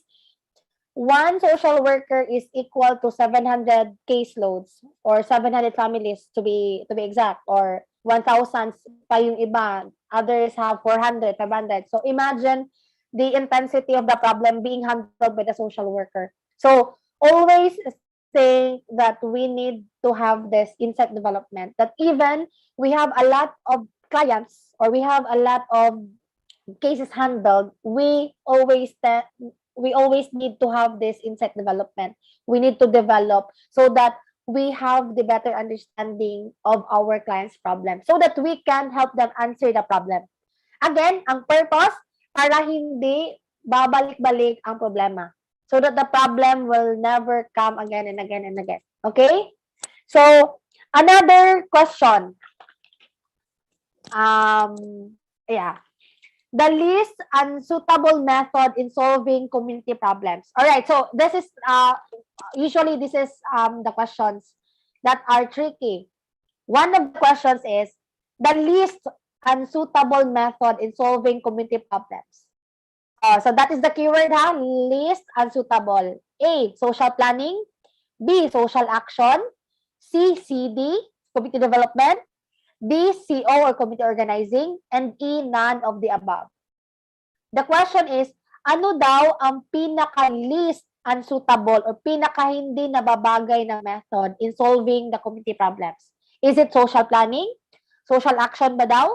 Community development? Community organizing? Or the answer is E, none of the above?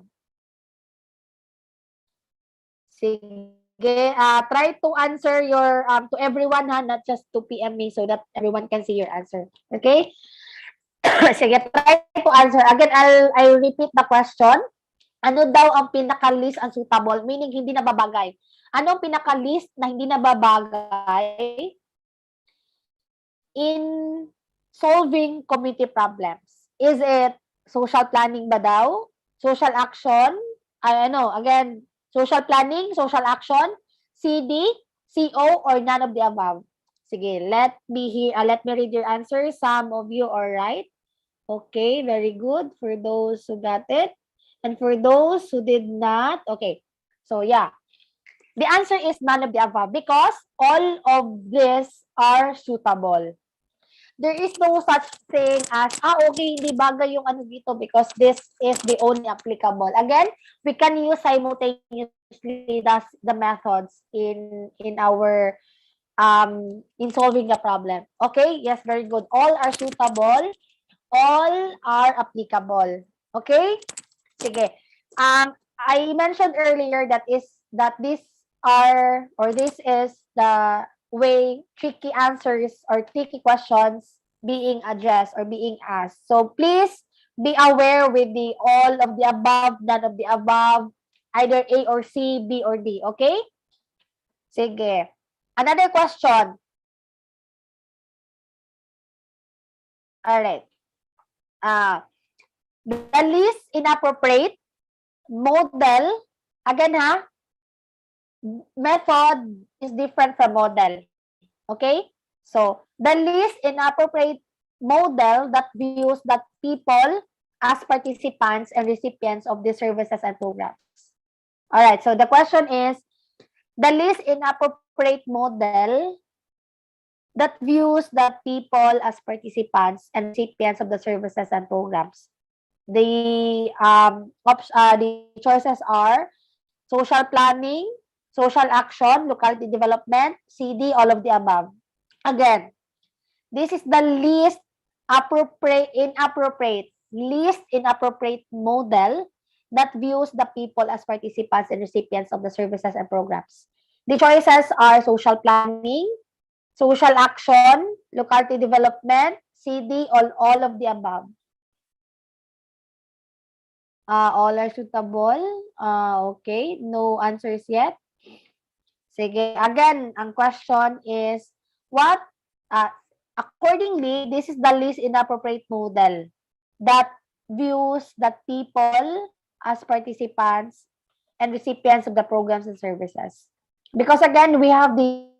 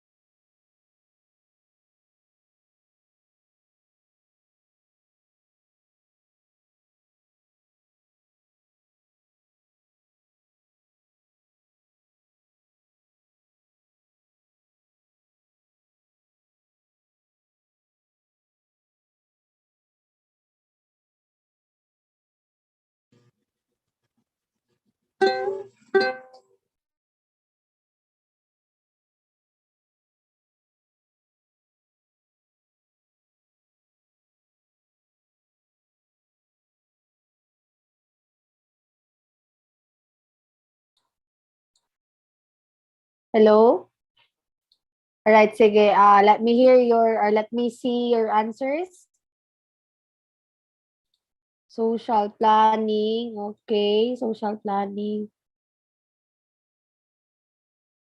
B, all right, sige. Okay, sige. Social planning, social planning. All right. So oh yeah. I understand that it's very hard to hear only choices and hear only questions, no. But again, as promised, I will gonna be sending it to you. Then hopefully you'll gonna review again when you received it. So, hirap po kapag, yeah. The correct answer, yes. Ang tanong is least inappropriate model. So the answer here is social planning. So why is social planning? So social planning kasi class because when you say that people as the participants and recipients of the services, most likely this talks about social action, locality development, or CD or the community development. But in social planning kasi class, it's not a mode. It's a model. However, it's most likely there's involvement of people. Yeah, there is involvement of people. And when you say social planning, Bale, it is a plan. However, the question is, or they already receive it, meaning they have it already and they have experienced it already. So that's why action planning. Yeah. And the answer here is social planning. Okay, basta the point being is when the people already receive the interventions or the services, planning always on the part wherein plan, like literal na plan. They will gonna plan it on what to receive, on what to do.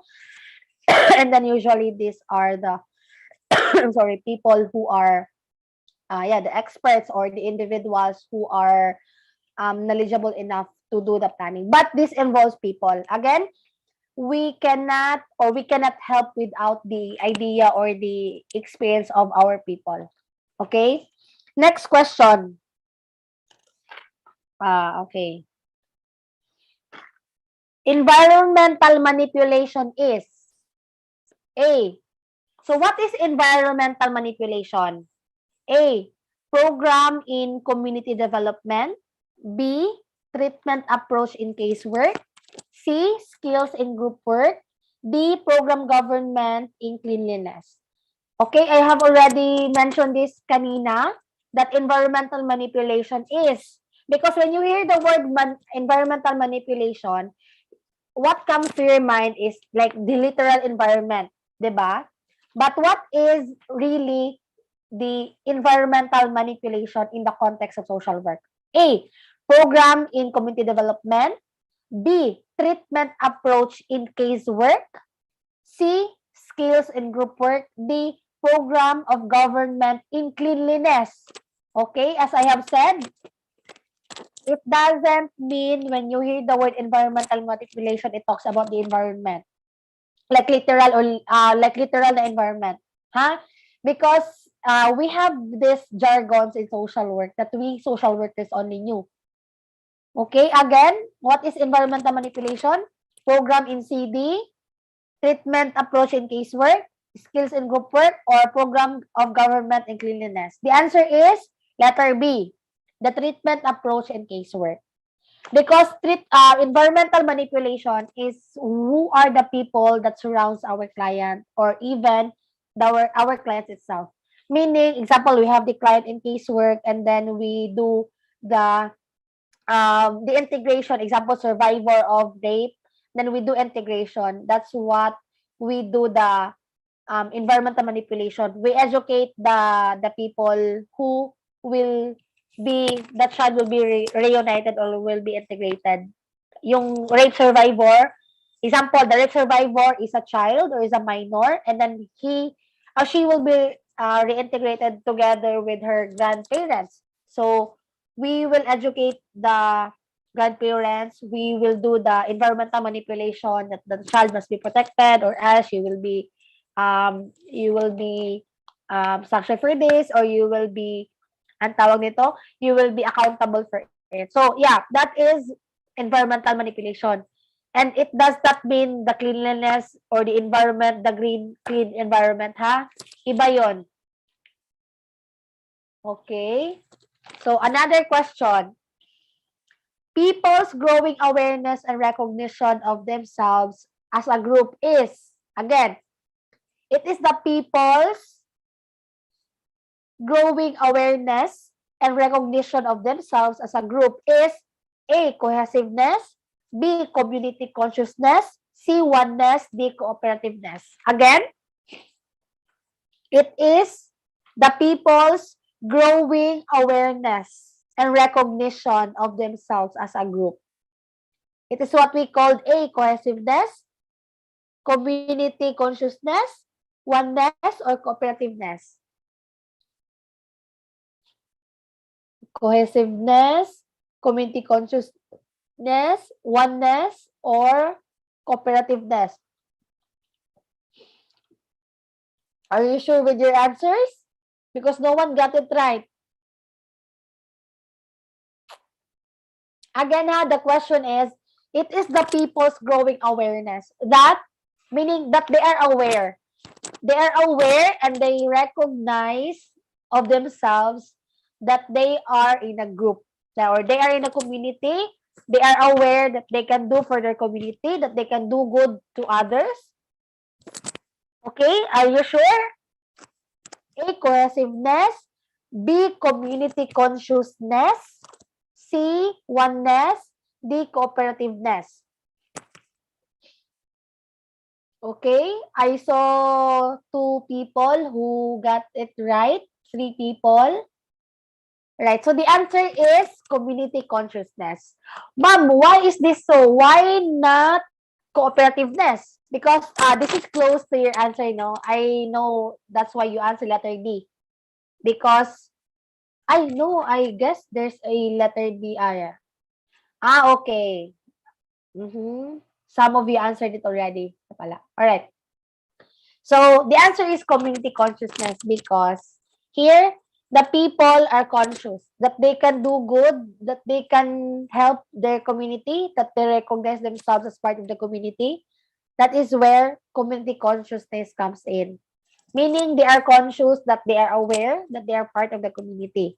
Because when you say cooperativeness class, it's more on like they cooperate when there is a problem and they help their community people, or they help together, or they help their neighbors, something like that. But when you say community consciousness,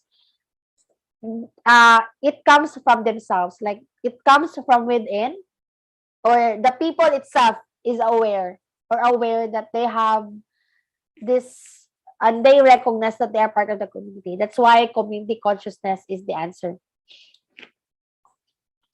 So in community organization, program focuses on, okay, so this is also a tricky answer, a tricky question.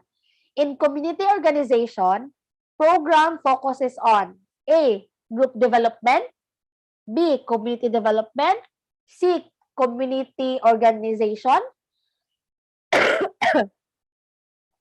or D, music.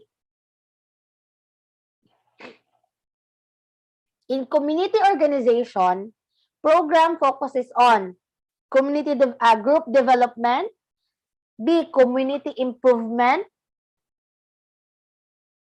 C,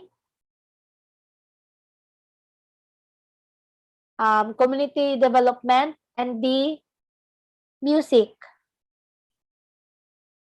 Okay, the question is, community organization, where it focuses on? Group development ba siya? Community improvement? And okay. The choices that I have mentioned for letter C is not community development. I'm sorry for that. It's music. Sorry, I have read the wrong ano. So the closest choices is the community improvement or the group development. Okay. So for A and B, only sige, A and B lang tayo muna. Is it group development or the community improvement? Group development, some of you says, and some of you answered it's the community improvement.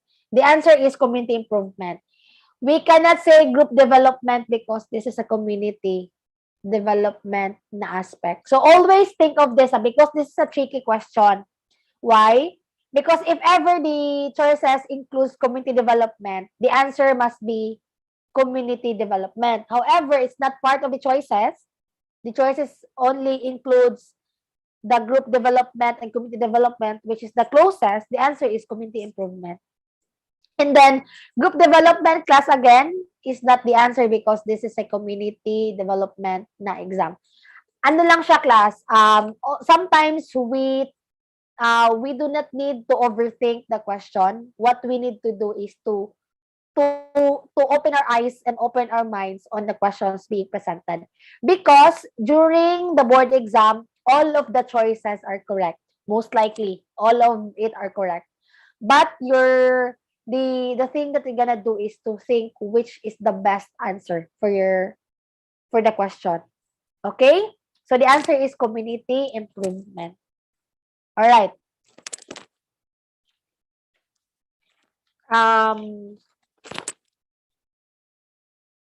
All right, this one.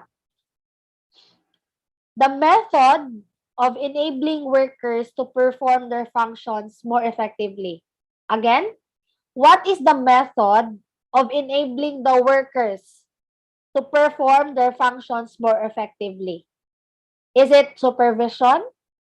B, training? C, facilitating? D, structuring?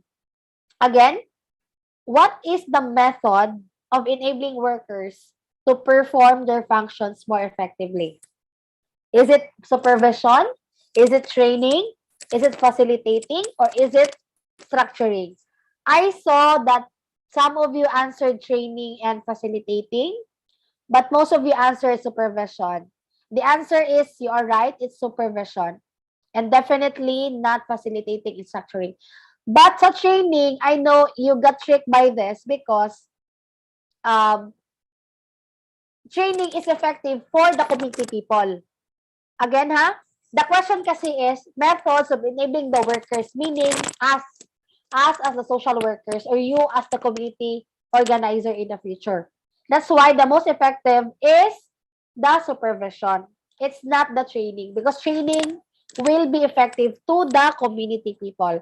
But the question is, enables the worker man daw. It's not the people. Okay? So, I know you know the answer, but you got tricked by the way of questioning. But siguro if you read it or saw it, like you can really read it, no? Maybe you will not be tricked. Okay, but good job to those who answered it right. And for wala, at least you closest to it. But again, sa board exam, hindi pwedeng hindi correct ang answers ninyo. And this one. When the social worker supplies the client with the means, the knowledge, or the opportunity to be or to do something, he is assuming the role. So, what is the role now of a social worker when she or he supplies the client with the means, the knowledge, or the opportunity to be or to do something? What is the role that the social worker is assuming? Is it a teacher? Is it a clinician? An enabler? Or a mediator? Is it a teacher, a clinician, enabler, or a mediator? Again, what is the role assuming by a social worker when she or he supplies the client with the means or the knowledge that he can do something or he can be something? Teacher, clinician, enabler, mediator. Aha, hindi kayo nakinig kanina, no? Okay, the correct answer is enabler. We are not teachers. Again, we are social workers. We are not teachers. We enable, when we do community education, what is our role that we are assuming is an enabler. We are not teachers. We are not educators. Again, we do not preach. We do not advocate. But what we do is we enable them. Enabler.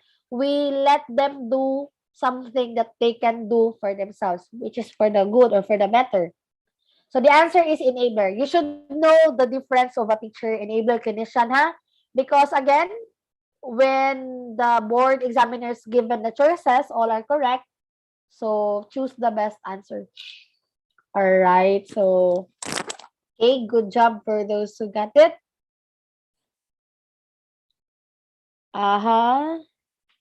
Okay, this one. The model or a model which is based on felt needs and requires optimal participation of the barrio people. Okay. A model which is based on felt needs and requires optimal participation of the barrio people. A, social planning. B, community development. C, social action. D, locality development.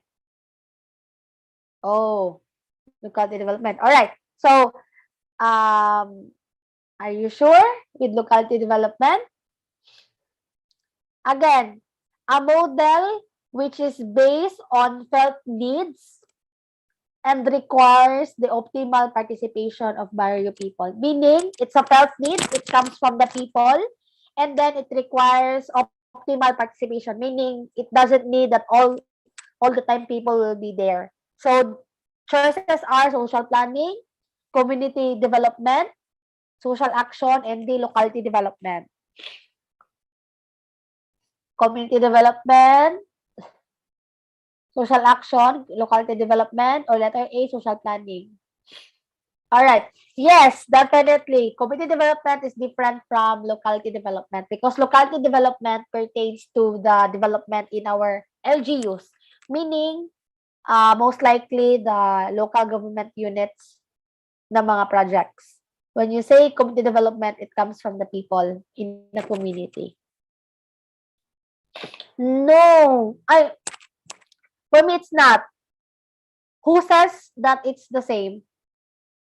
Because locality development, because in the context of social work, in the context of social work, community development comes from the people. Locality development is the entire, like literal, before we don't have the markets here, or we don't have the, example, before you don't have the Gaisano in your place. But through the locality development or through the development, you have now the Gaisano in your place. Community development meaning the people itself has the problem and they address it and then it has been answered or it has been addressed.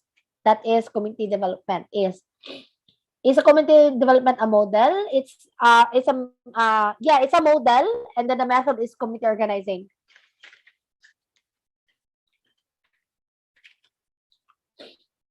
So the answer for it is the community development. Again, the question is, it's a felt need.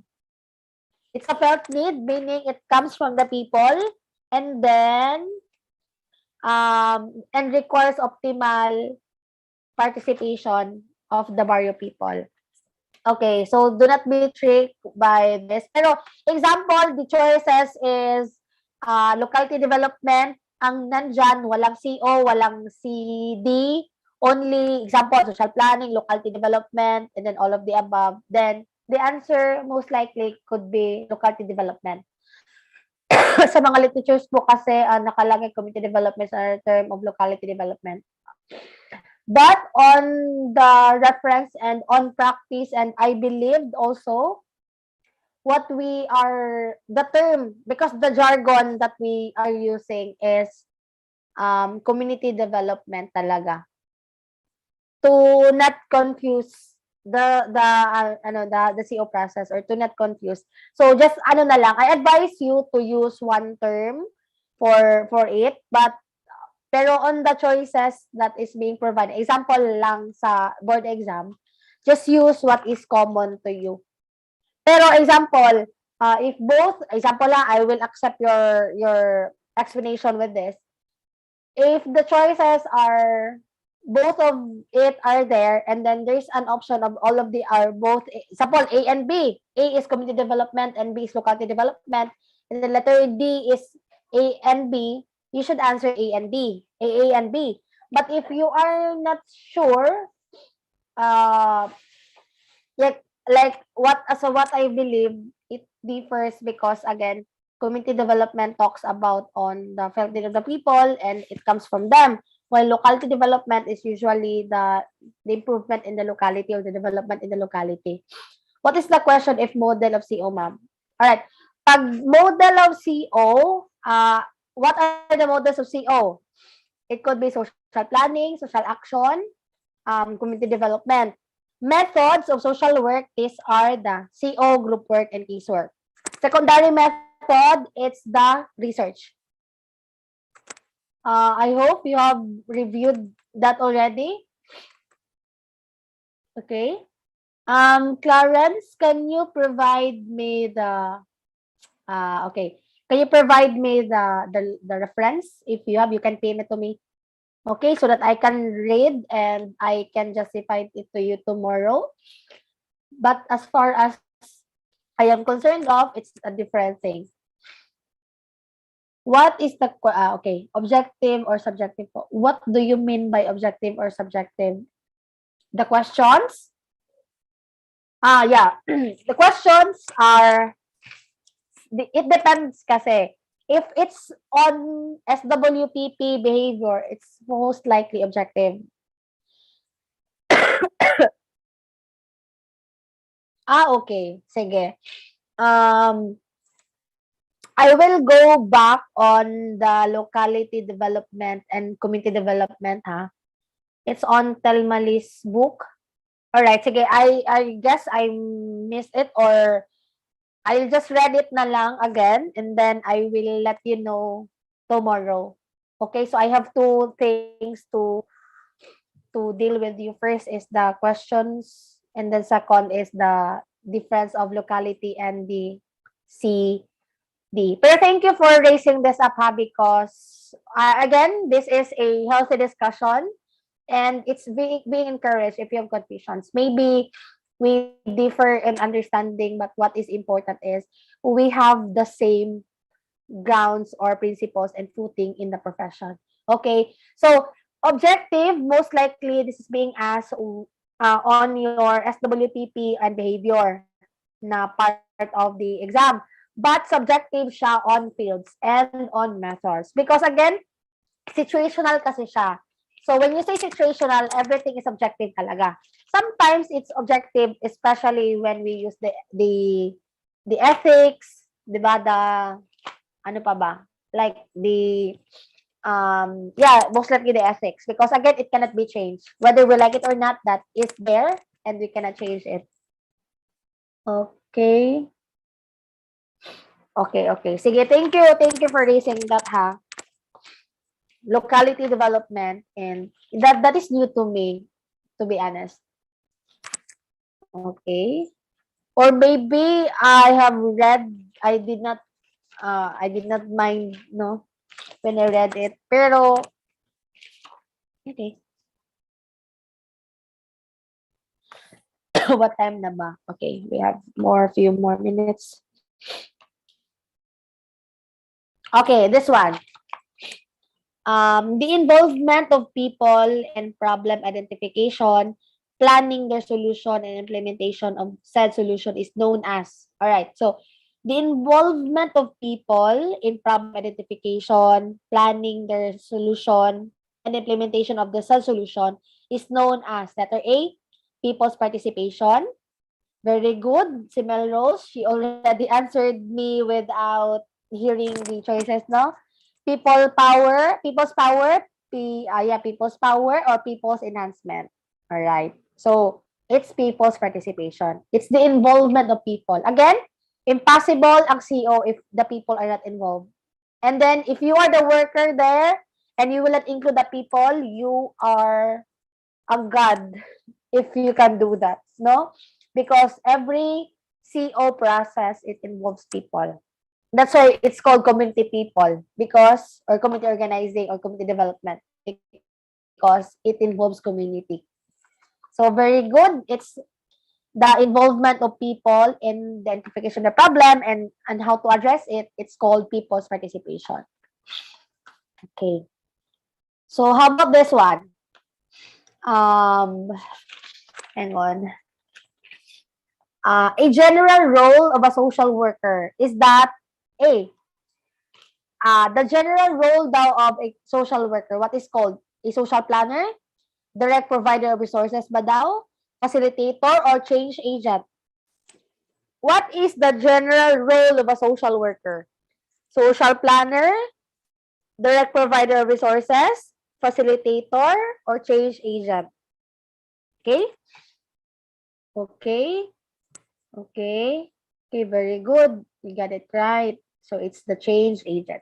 Siguro kahit balik na rin kayo nun, makakasagot kayo nito. Because change agent, kumbaga first year pa lang kayo, you already know about this thing. And glad to hear and glad to know that you still remember and know these things. Okay? So, I guess you're ready with the board exam na?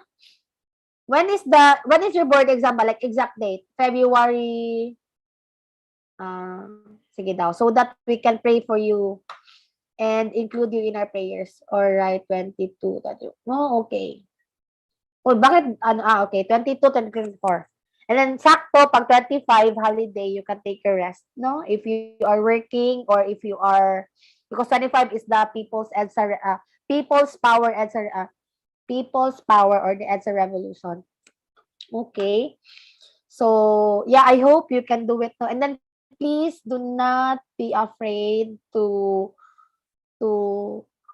take the risk of taking the exam because it's a worth the risk, and I know you have prepared for this for 4 years already. Your review session is for you to refresh and for you to be reminded of the things that is very important. And then the review class is more on, the review is more on for you to be guided on the principles. And then the board exam lang talaga class is more on knowing what are the technicals aspect of it, or kumbaga what are the basics. So just read the Telmalis book, no, that is very important, the orange book. Like read it every like 4 times or 5 times kung kaya. And then do not go on with a lot of reviewers. Just stick to a one reviewer or two that you think you can use of or you can benefit of. Hindi ma-cancel dahil issue. Oh yeah, because we have this Omicron and it's very samok on our end. I mean, it's very, what's samok in Tagalog? It's very annoying on our end because the exam is kept on being moved to another date. So let's say po kasi one day before the exam biglang na-cancel. Yeah. So I hopefully no, you're gonna take the board exam whether there's a COVID or not. Pero hopefully this will not be extended naman. Hopefully lang talaga. Okay, so tomorrow I will provide you tips on how to answer well your board exam. I'm asking my colleagues, I'm asking my friends, and I'm asking the people who've been to a board exam na what are the things that they think of that can help them. Basta ano lang talaga, like what we are doing is just focus on your books and reviewers, one or two. It doesn't need that you're gonna have everything to read on. And then just read. If you are reading right now with only 4 hours a day, kung pwede, make it 10 to 12 hours a day. And then, total ano lang naman, 3 days lang naman yung board exam. So, make sure that you do your best when you have the 3 days. And then, ano pa ba? Do not forget to take care of yourself because health is very important right now, especially like what is happening to me. What happened to me was like 2 days ago, I'm well, but like yesterday night, I'm not feeling well. I don't know, like very, ano lang siya, very, and I did not expect to have this sip on and the cough. Yeah. So what is important is to take care of yourselves, eat healthy, sleep well, study, read, and repeat. No need to pressure yourself because the world is already pressured.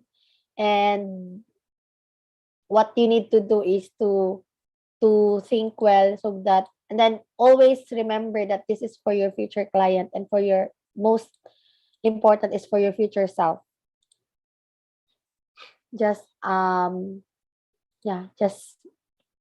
just break a leg and do your best. Okay? And so I will give you 5 more questions before we end, no? So again, with these things in community training and community education, it is incorporated to the community or the methods or in the fields of social work. Depende na lang talaga sa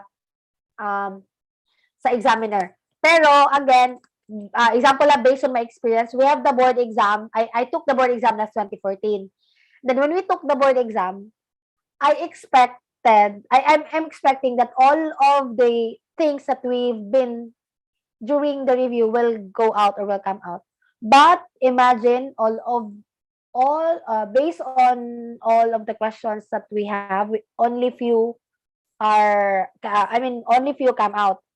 But what I appreciate during the review is I was being practiced on how to answer the question. Like what we are doing right now. I ask you the question and then you answer me. So that is the training that you're gonna learn during the review.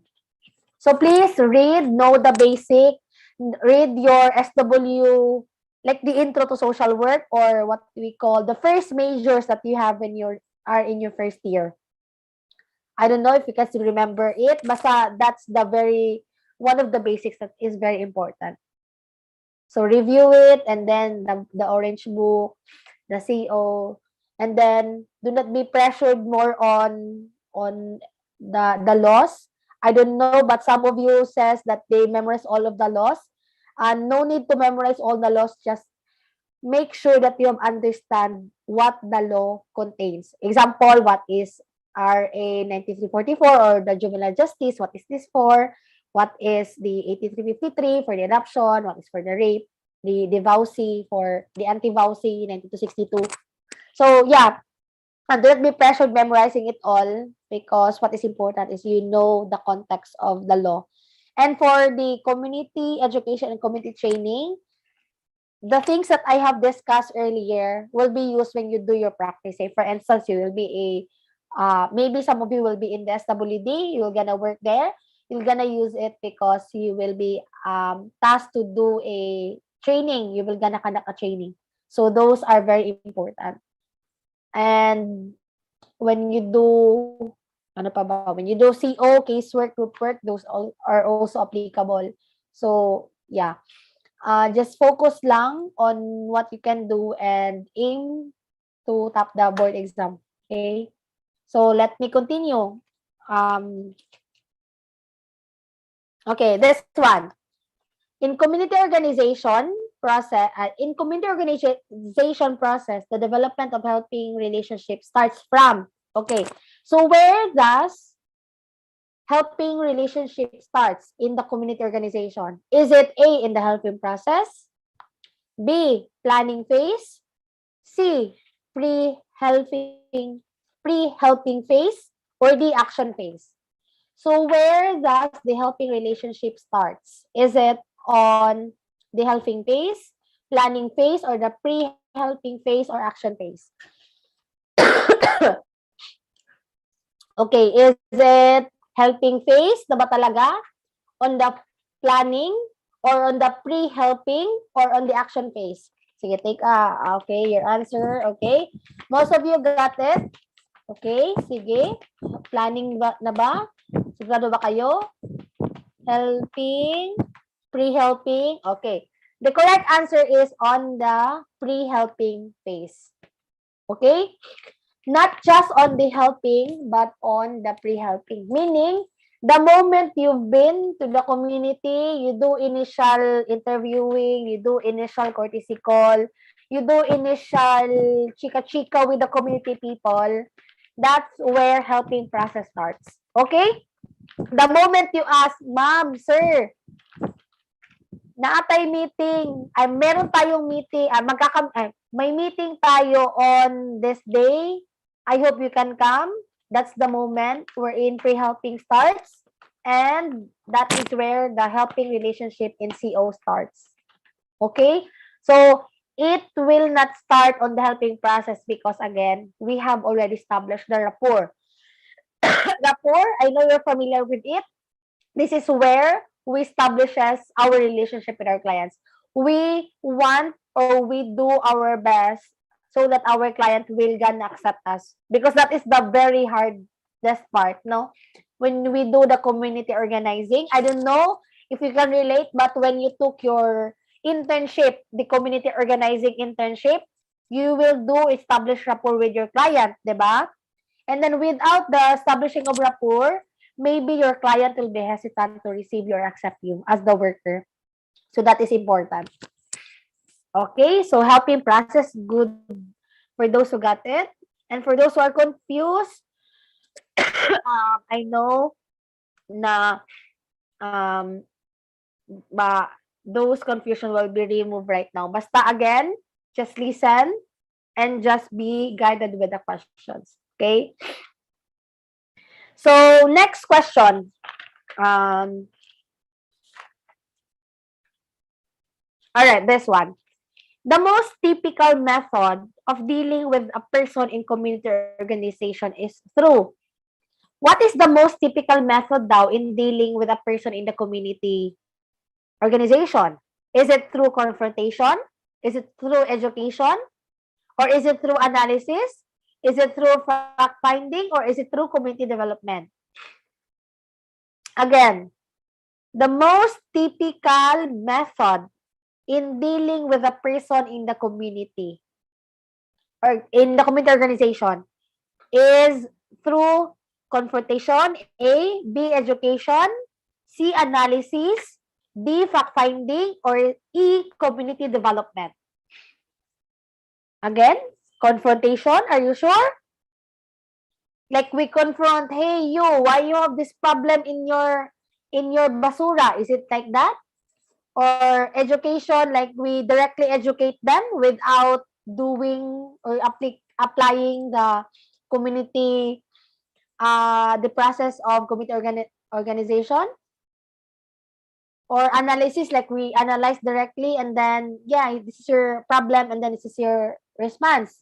Or is it fact-finding that you will gonna do research and then ask for what are the facts of the problem and then you're good? Or is it community development, which is the most common that we do when we approach the community organization?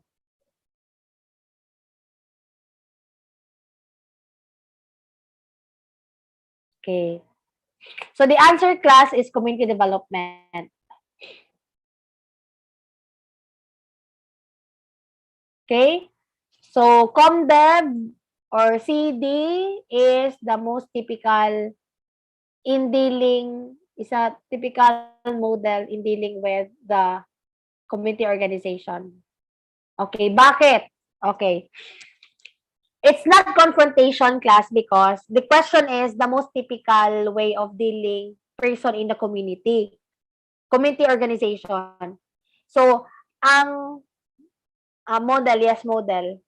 Did I say method? I'm sorry. Yeah, it's method. Model, sorry. Typical model of dealing with a person in a community organization. Okay, yeah. So, it's community development again because ang kumbaga, the mother is the community organization. And then, how are we going to deliver the mother? So, it's through the anak. So, it's the anak, and then, one of the anak is the community development, or it could be social planning, and it's not education. Because, again, we do it, bali, ang education is what we do when we apply it na, the community development. Okay? Basta na punto lang, class, is always listen to the question. Always, tawag nito, always be guided with the question. Do not overthink. Okay? You know what? If this review session will be in person, you will gonna learn a lot of things talaga. Like, hopefully, you still learn even if it's online, no? Because, again, we do not focus on what we can do. We are social workers. Claim it to yourselves. We focus on what we have. So, this is what we have and we're gonna deal with it. This one. This is based on the premise that the social work profession has a vital interest of its own success in the pursuit of which will ultimately redound to the welfare of the clients. So, this is based on the premise that the social work profession has a vital interest of its own success in the pursuit of which will ultimately redound the welfare of the clients. Is it social criticism, advocacy, documentation, or lobbying? Again, this is based on the premise that the social work profession has a vital interest of its own success in the pursuit of which will ultimately redound to the welfare of the clients. Okay, so we will gonna do these things, and after we do these things, it will be redounded, or it will, kumbaga, it will impact to the clients that we have. What is it called? Social criticism ba? Advocacy, documentation, or lobbying? Sige, write your answers. Advocacy? Is it social criticism ba? Documentation, advocacy, or lobbying? Sige. Accordingly, this is based on the premise that we will gonna do this so that it will impact to the clients that we have. Okay? So, The answer here is, advocacy. The tricky part here is you will gonna be confused with lobbying and advocacy. No? Because when you say advocacy, we have this interest that we have, and then we gonna channel it to the people. Say for instance, again, as I have mentioned earlier, the earlier meeting, the earlier time that we have, that I am an advocate po, letter B ang advocacy. Impact to the kind, may comment po. Yeah. So, advocacy, because, example, I am an advocate for human trafficking. What I'm gonna do is, this is my own interest. I will channel it to you. And after I channel it to you, it will impact to everyone, diba? Lobbying, on the other hand, that's why it's, for me, if I will gonna read it, and then I don't know the answer yet, I will choose advocacy, between advocacy and lobbying. Because in lobbying, also, we lobby the problem to the people who are in the higher ups or in the position. Say, for instance, we're gonna lobby to the mayor, to the kapitan, or to the president, and after that, it will have an impact towards the people.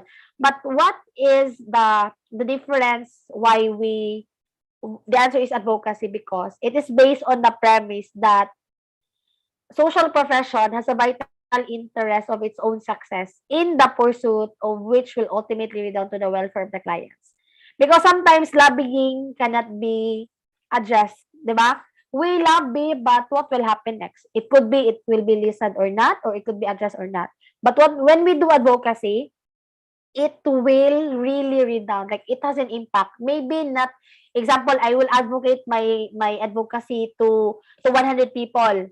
It doesn't mean it will be impacted to 100 people, but maybe 1, 2, 3, or 4, or 1, as long as it has an impact. But in lobbying, it does not have an assurance whether we or it can be addressed or not, or it can be heard or not. So that is where the premise of social work. That's why we do advocacy. No, we do advocacy. Maybe some of you advocates for workers who have the yung konti lang yung sweldo or salary. Maybe some of you advocates for solo parents, some of you advocates for trafficking, some of you advocates for environment, diba? We have a lot of advocacies. And then this is common, especially to social work students or social workers. Even if you are vocal to it or not, and it doesn't mean I advocate for sexually abused, it doesn't mean I am sexually abused, but we do this because we have our interest, so that we want it to channel to the people. Regardless, they will gonna listen or not, but surely it will gonna have an impact and redound to the welfare of everyone. No? So I hope you got the difference between the two. And not the, what is the other option? Not the documentation, because documentation is, we will gonna document what happened, diba? Regardless of what it is. Basta we just document it, like the literal with documentation.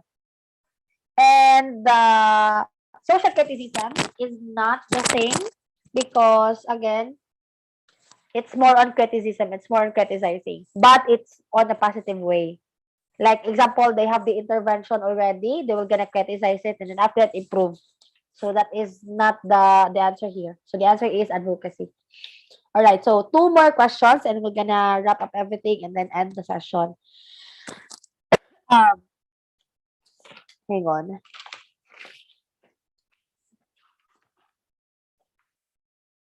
All right, so this one, there are community organization is a process of a community which identify its needs or objectives. So again, community organization is a process by which the community identify its needs or objectives, order or rank the needs or objectives. Letter C, develop the confidence and will to work all of the needs or objectives. Letter D, all of the above. Community organization is a process by which the community identify the needs or its objectives, order or rank these needs or objectives, and letter C, develop the confidence and will to work on the needs or objectives, and letter D, all of the above. Okay? Very good. Okay? Very good to those who answered letter D. The answer is all of the above.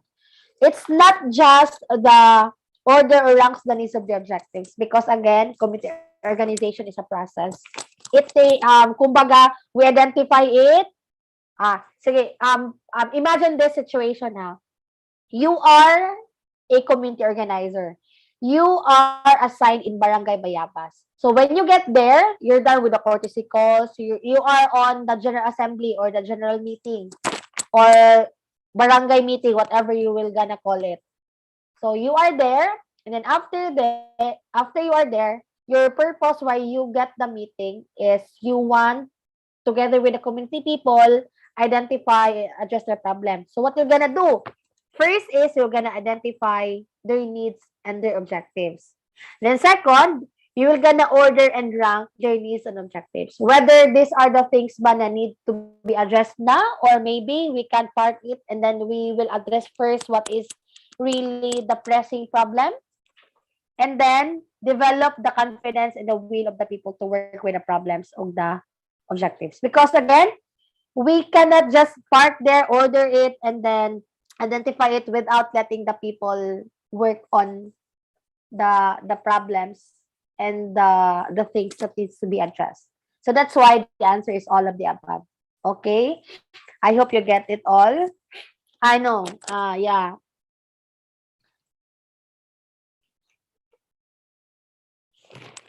Sige, one last question.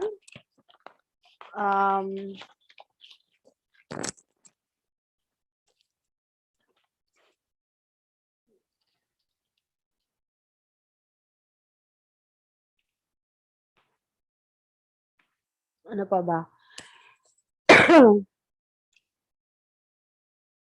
Okay, this one. An approach which is an approach in which responsibility and accountability rest within the community people.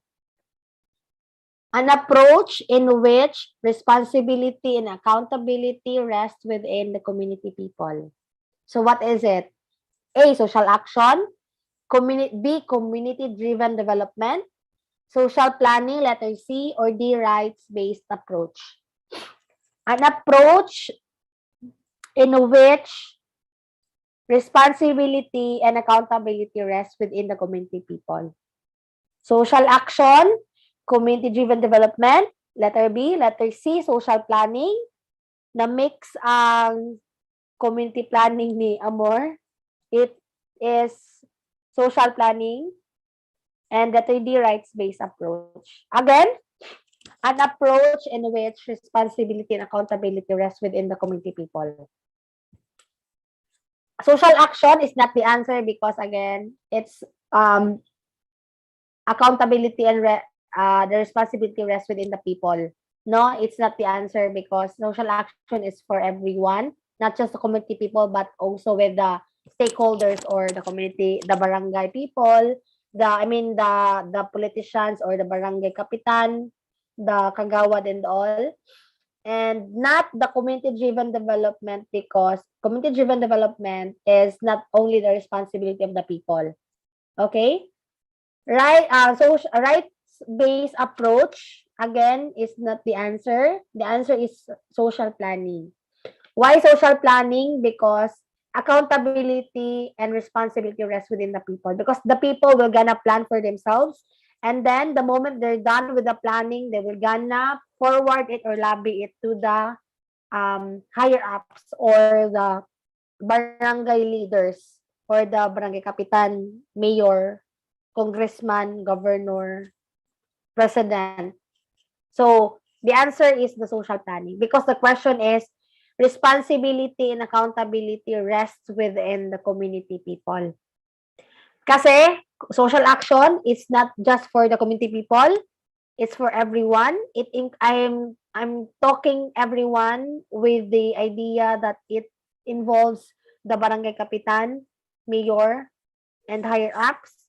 Also with the community-driven development. Okay? But social planning, it is from the people itself.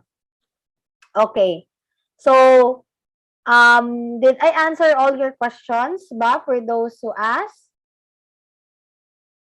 Yeah. Social planning, experts decide, not local. No, ganito ha. When you say social planning, the community people plan for what are the things that they wanted to have.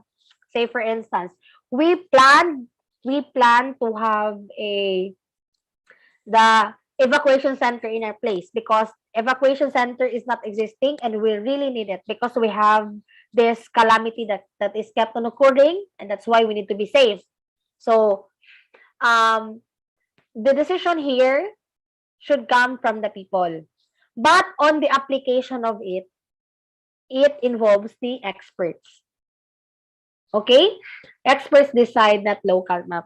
Example, when I ask for evacuation center, we need the experts whether is it conducive if we're gonna install the evacuation center there. Is it conducive ba na it's good for everyone? There will be gender-based violence ba na ma-happen, or is it a gender-free ang toilet, or yung lutuan ba, the kitchen, or whatever it is, or is it experts on the aspect whether we have the budget ba for this? So basically, social planning, it's the responsibility and accountability of the community people. But on the implementation aspect of it involves the experts that you are pertaining to. Okay?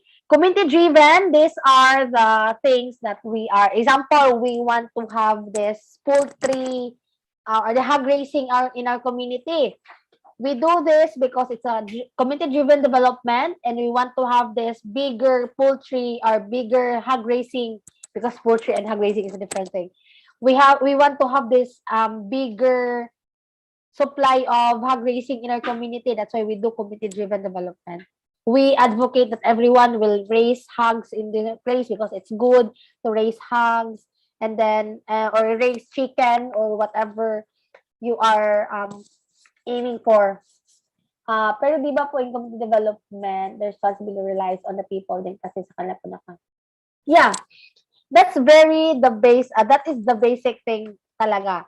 Community development relies on the people. Say for instance, we have the budget, we have the resources, we have the services, but if the community people doesn't like or doesn't want to have that certain thing or certain services, it will not be effective. That's why we need to have the community education and community training in order for them to test, to realize what are the issues or what are the problems that needs to be addressed.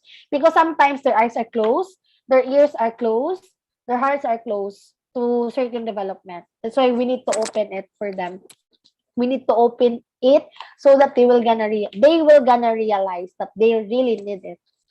Okay? So, yeah, community development, people's responsibility talaga. Say, for instance, we have the Pantawid Pamilya Pilipino program. If the people itself will gonna help themselves, that certain program will not be effective.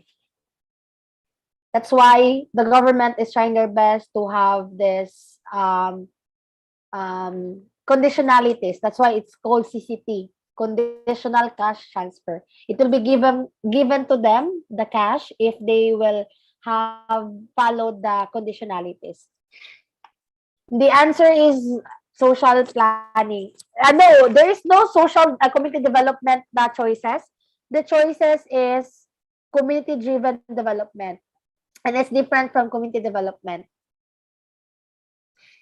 Community-driven ba, meaning they have their desire is coming from them, and then not just because when you do, the question is what is the question is the responsibility and accountability rest within the community people, because if they have planned the wrong way, if they have planned it wrongly, then they will be responsible and accountable for it.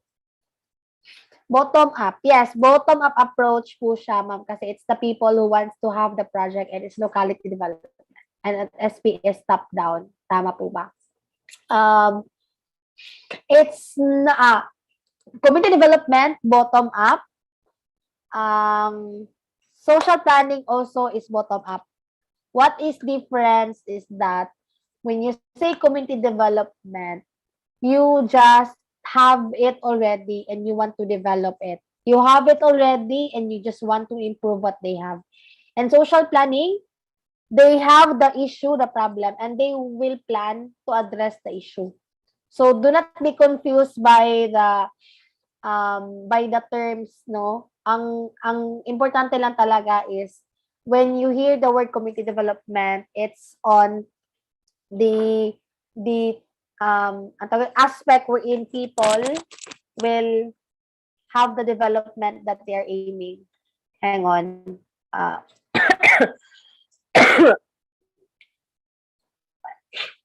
Okay.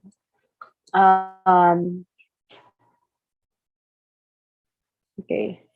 Because when you say community development, diba, it's the heart of the process or heart of the CO, wherein the people have this, it's in the pursuit wherein people are believed to have that all of us should have an access to free education, to free services. Example, free, ano po tawag nito?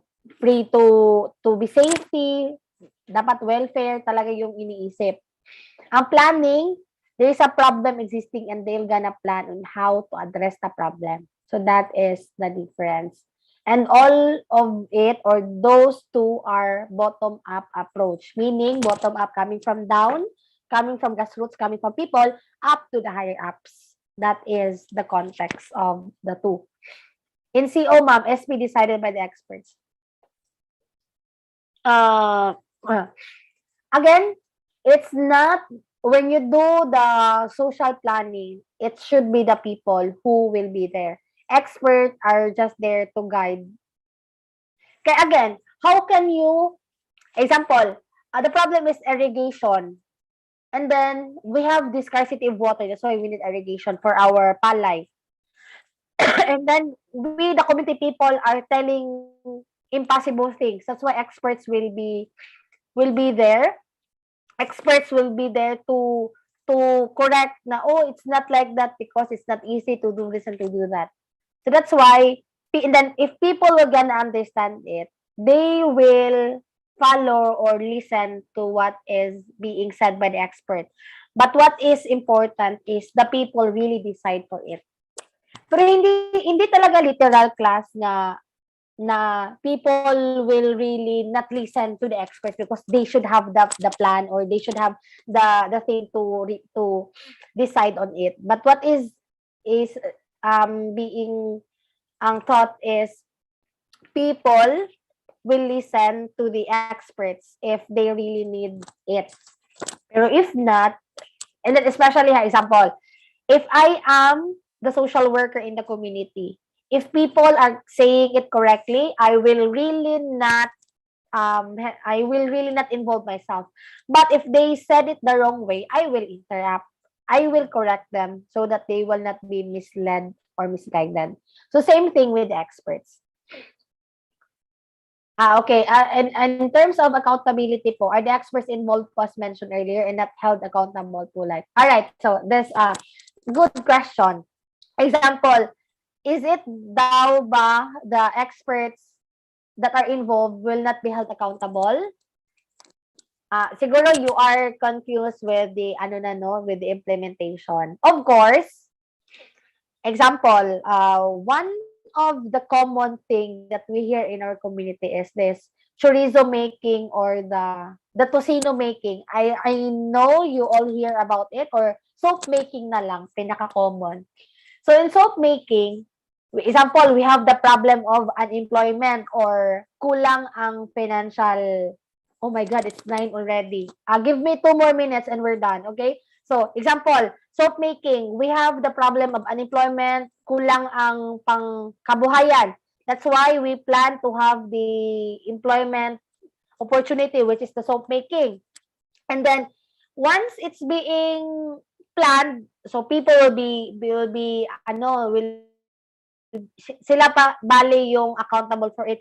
But the moment it's being implemented, and then example, experts there are the DTI people who will do the packaging and everything, and then the packaging is not right, Then also, and then of course, they will be held accountable. But what is meant on the social planning is the literal planning lang. So it's the people's accountability talaga. And then experts will be there on the implementation. Like, because class, when I don't know how if you have already experienced this thing, but yeah, I don't know if you experienced this, but when you do CO, it's different talaga if it's coming from planning to the implementation. And then implementation, of course, involves talagang expert. But what is meant by the question is an accountability during the planning. Okay? So habang may planning process, SP, malaki pa rin ang involvement ni worker. Of course, we workers are there. We are there to guide the people. The moment they said the wrong thing, we will gonna correct them. Say for example, kanina, you have mentioned about revolutionary rebellion. So I have corrected you because it's not part of the thing. Pero when you do the right thing, I will not kumbaga, I will not interrupt. So that is the thing. Yeah, thank you, thank you. Maybe I don't know what happened. Siguro I just caught the sipon outside and no. Anyway, so I guess it's already time. We have already we're done. 9:04 na. All right. So thank you for coming and I'll see you tomorrow and I will provide to you tomorrow morning hopefully the questions. Okay? But before that, let me take a photo for documentation and after that you can leave the meeting and we will continue the discussion tomorrow. I hope you have learned tonight and we will take note everything. Okay? Sige, please. You can turn on your camera and then I'll take a photo and then after that, you're done and you're good. All right.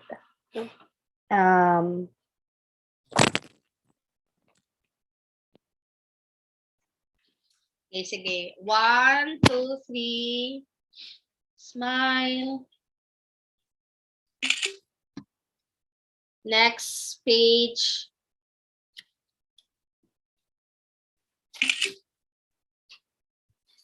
Next page. Last page.